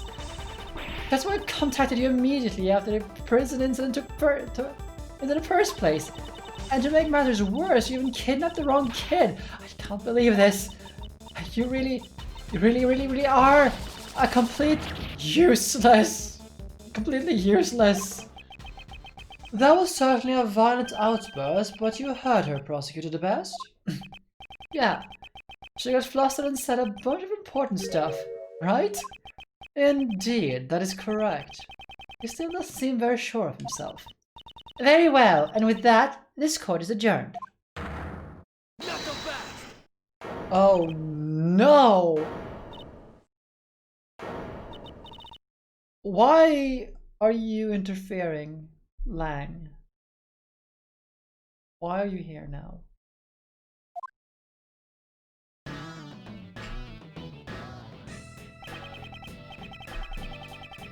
Oh. He is still pursuing Judge Courtney as the culprit for the murder of the president. We have been so distracted by everything going on here that we completely forgot about the president.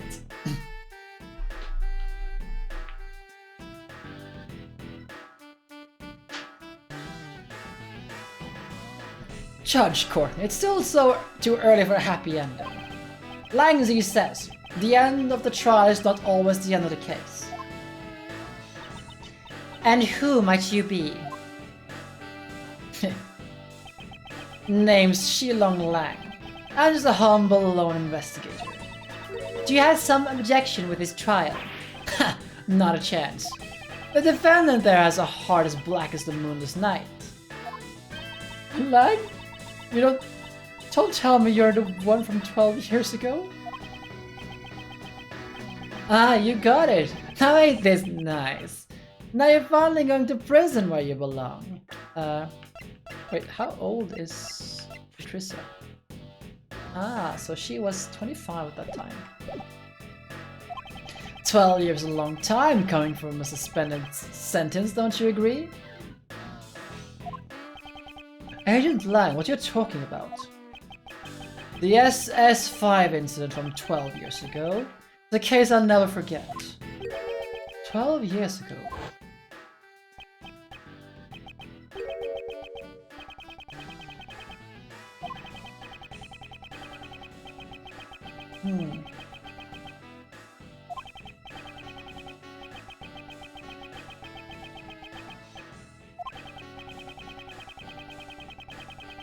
So, let's see what goes on here then.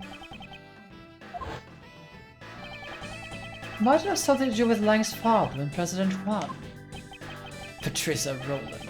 And you plays the best. Back then, the two of you killed off the Lang clan. Whoa! Were we involved in the incident 12 years ago? That's right, I was. However, I was not here to chase after ghosts of the past. I'm here for you, Justine Courtney.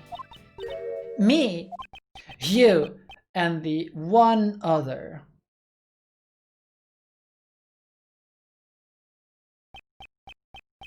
John, huh? John! Miss Courtney, you're coming along too. As a suspect in the murder of the president of Zhengfa, Di Yuhuang. Agent Lang, what evidence do you... Settle down, Mr. Prosecutor. The investigation has only just begun. We're going to inspect the crime scene with the suspects in attendance. Agent Lang, did he get his hands on some new pieces of evidence? If you have any objections, then you can tag along as well. I shall do just that.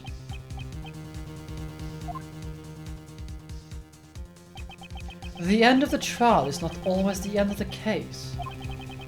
There are still many mysteries yet unsolved surrounding the murder of the president. Namely, the true nature of the giant monster and...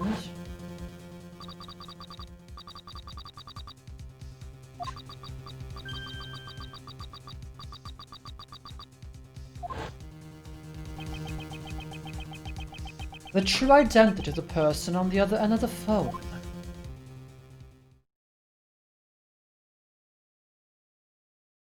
Four hours and 15 minutes.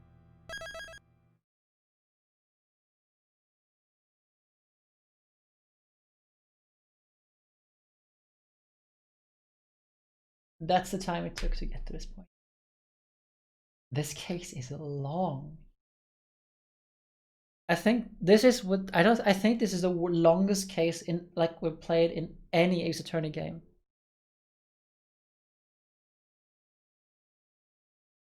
Like we've been doing this case thus far for part 1 and 2 is over 8 hours long. That is incredible. And we're what, halfway? Like, not even halfway? Something like that? It's incredible. This game is so good. Why didn't Capcom translate this? 2 of 5. Jeez. So, it's so good. Actually, you know what? Let's see if we can find any reason why did Capcom these Investigations 2. Let's see. Why Ace Attorney Investigations 2 will never localize? It's a thread on Reddit. It's another thread on Reddit. And here's a case from a article from Kotaku from 2013.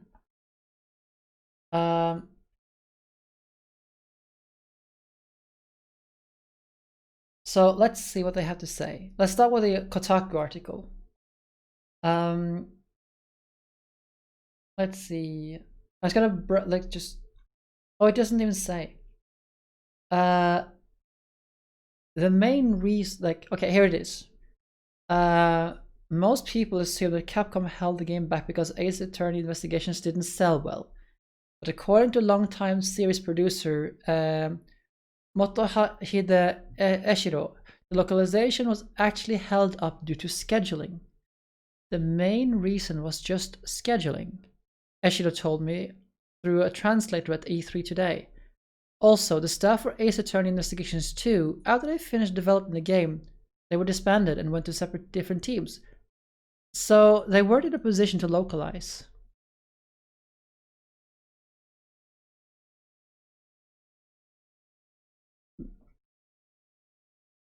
Really? Capcom. What the fuck is this?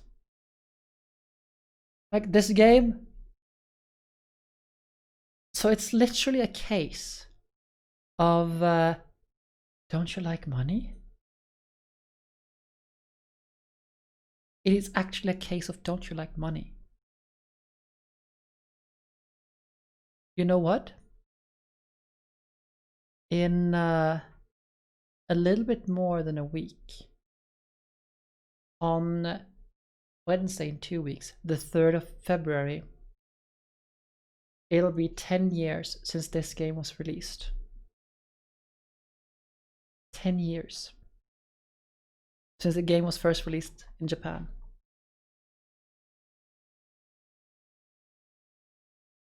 That is a crazy long time. I'm actually baffled. I am genuinely baffled as to how this has, you know, not been picked up afterward.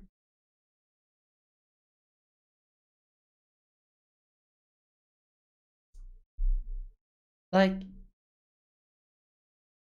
wow.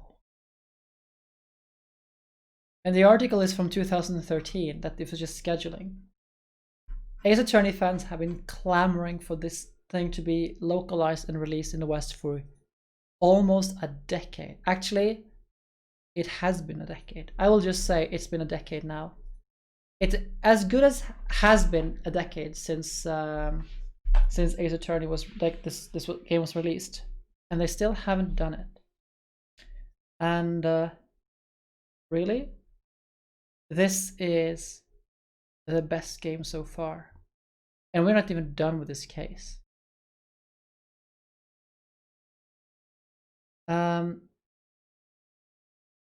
Wow. Just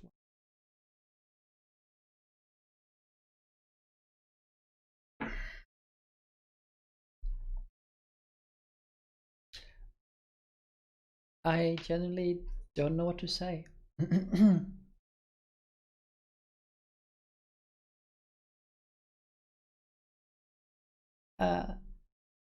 Just wow. I was 18 when I played through the original trilogy.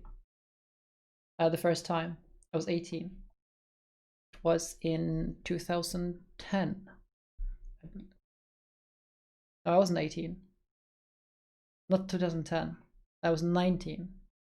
Or 2009. It was 2000. Actually, thinking back, 10. No, I was 19. It was 2009 actually, 2009,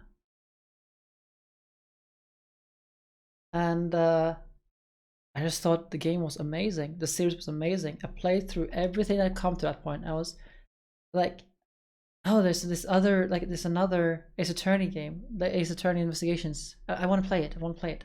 Oh, I'll just have to wait for the translation, and there's no translation. Insane. The magnum opus of the series, really. We'll have to see how it stacks up to Dual Destinies and Spirit of Justice. Since I have played Dual Destinies, I don't think like it stacks up. Like Dual Destinies is good, but not as good as this. I haven't played Spirits of Justice yet. We'll get to that. But yeah, I don't think Spirits of Justice can beat this. But at this rate, like Spirit of Justice has to be, you know, perfection to beat this. So we'll have to see. But at this rate, it looks like we're going to be playing this game for another 2 to 3 weeks, potentially, unless these these other 3 parts here just astounding like that. So yeah, this is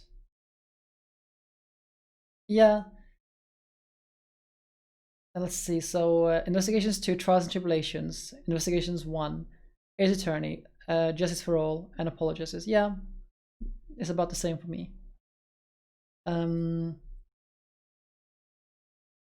do think that Dual Destiny lies between. I actually think that Dual Destinies is also a rather weak entry, to be honest. It has some very cool characters, but actually no. I think Dual Destinies is between the first game and the second game. So Ace Attorney and Justice for All. For me.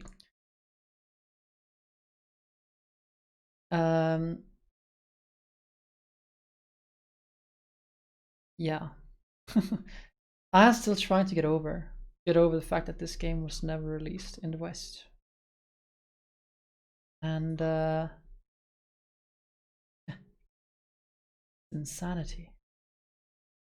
But I think I'm going to make a video essay on Edgeworth character development. It is actually something I have been considering for a while. To do like video essays on character development in games. I just haven't had a good place to start. At the same time, I don't feel like I'm necessarily qualified for it because I have no, like, I have high school writing. I have like high school level writing, and but still, all I can do is just say, hey, this is really good character development. And I can also tell, hey, this is really bad character development. But I can't really say anything in regards to like the quality and like how it is done. So maybe that actually does make me qualified to do it because like I can just tell, like instead of just analyzing, this is like, hey, this is good writing. Without even knowing why it is good writing. And I can leave the why it's good writing to other people. I don't know. But this is just wow. But we'll get back to that at some other point. I need to compile a bunch of yeah, we could. I mean, we could do something. I want to do something formal, like with a script and stuff like that for just a video on it. But I think we could also like do some like this is what people have said. Like this is what people say, like other people around me have said about the character development, things like that. If you will let me quote you guys. I think this could be a very interesting project.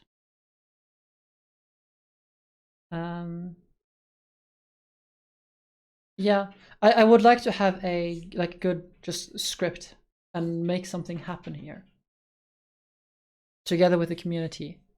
And I'll just have to like get it all together, and we can compile it in some way, record it, I'll edit it, and like put some context on it, and like this is a community collaboration with, well, my viewers who has been with me here for a period of time, just playing through these games, seeing these like these characters develop and things like that. I need to like sit down a little bit and like write something up, I think. I mean, I'm feeling like it's rare for me to be. Actually, I'm gonna just do a little like thing here. I'm gonna change the stream thing here to a little bit of just chatting.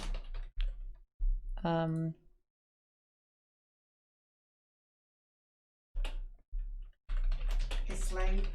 It is late, but I would just like get a little like this, just a little bit, you know.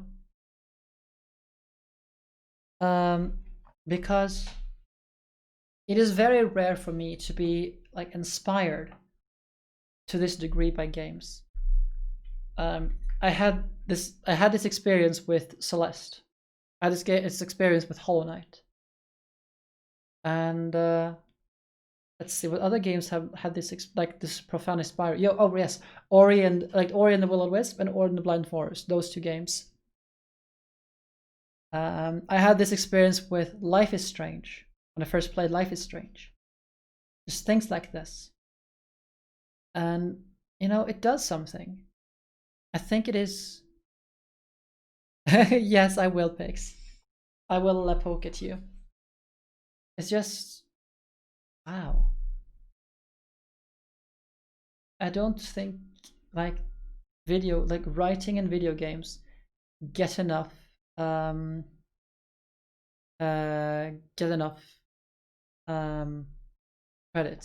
Oh, that is fine. I mean, if you have some thoughts you want and you don't want to read it yourself and like put it on the video, you can just like you can write it, and I could just read it and like quote you on it, things like that.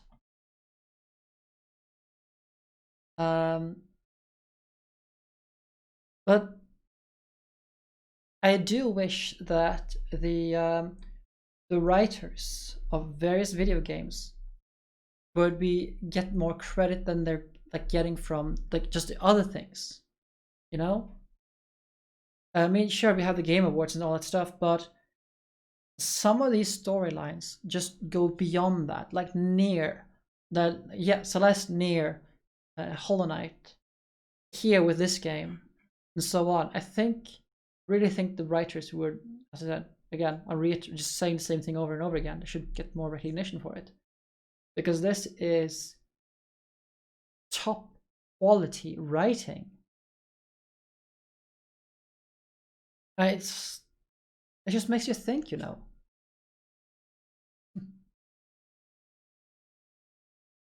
So and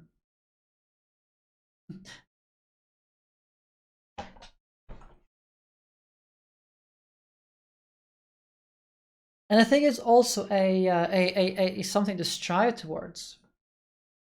I mean, sure, you can have these mindless games, like just like mindless fun, and then you like Doom, go kill demons. Doom is a great game, but it's the same thing. It's just like it's not one of these like that makes you sit down and think about like people and stuff like that. Oh yes, absolutely. I'm gonna have to probably will be ending up recording this in the closet to make the audio have as little echo as possible. But yeah, let's see. Focus on storm with games, exception. Yes, yeah, that is also something that was really cool. Like when there's also, yeah, like when the world is built in a way where you have just like the world story is built in the environment, things like that. I haven't played Undertale. I want to play Undertale at some point. At the same time, I am so scared of doing it on a stream because I am worried that I'll get all these people out just. It's the same like with streaming Hollow Knight for the first time. You get these massive slew of people and they will just tell you everything. It's like, yeah, but I want to play this game by myself, and oh, okay. Things like that.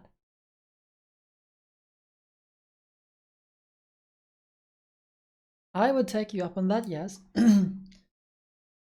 Because like it's one of those things. I'm here modding for you. It's just there's almost nothing to mod. No, and I do like it. There's like very little to mod, but there is, you know, there are certain aspects, like certain games that invite a certain audience. And while I do love the fandoms, like how people are excited about their games and excited about seeing other people enjoy it, some people like you just need to get that like let people discover the games by themselves, you know. And I am myself guilty of this sometimes. Sometimes I worry that, especially when I was watching Ghost play through a Hollow Knight. Right now, I've like been worried that I've been saying too much, maybe. Yeah, I suppose we can call it that, Pix. Like the fandom is good, but many fans are not. Yeah, I'm never gonna put it on subs only stream. I just don't want to. I did consider doing a follow only, like just follow only chat, for the simple reason to be able to not get the all those bots in the chat. But at the same time, I don't really want that either, because I don't want to force someone to have to follow me to chat with me, you know? I want people to feel welcome here, just when they just stumble in and just hang around, and they can later discover if they want to stick around and follow. That's how I do. Yeah, it's good for massive streams, but not so good for me. I don't want to put a barrier, you know, on the community that you have to follow me in order to talk to me, because that's not what I'm about.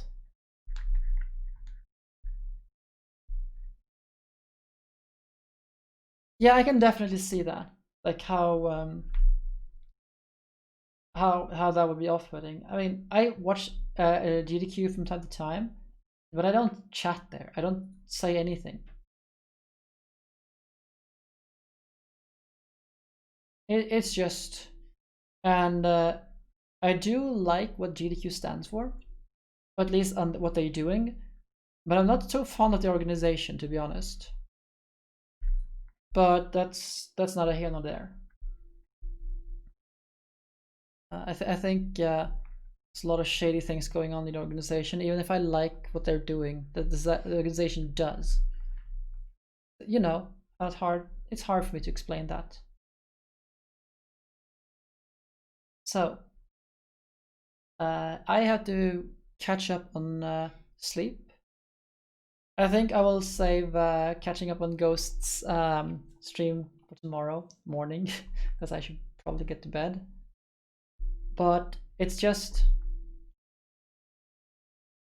this is profound, you know?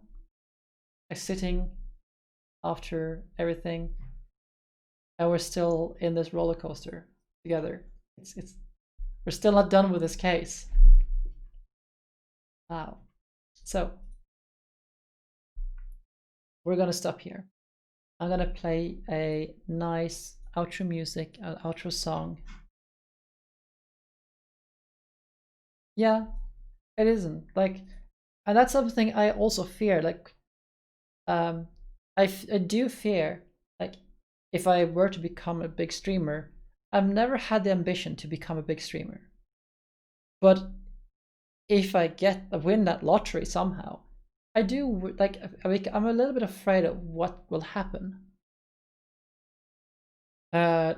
Because I typically stop hanging out in channels when they become too big, because I feel it loses the connection, which is sad.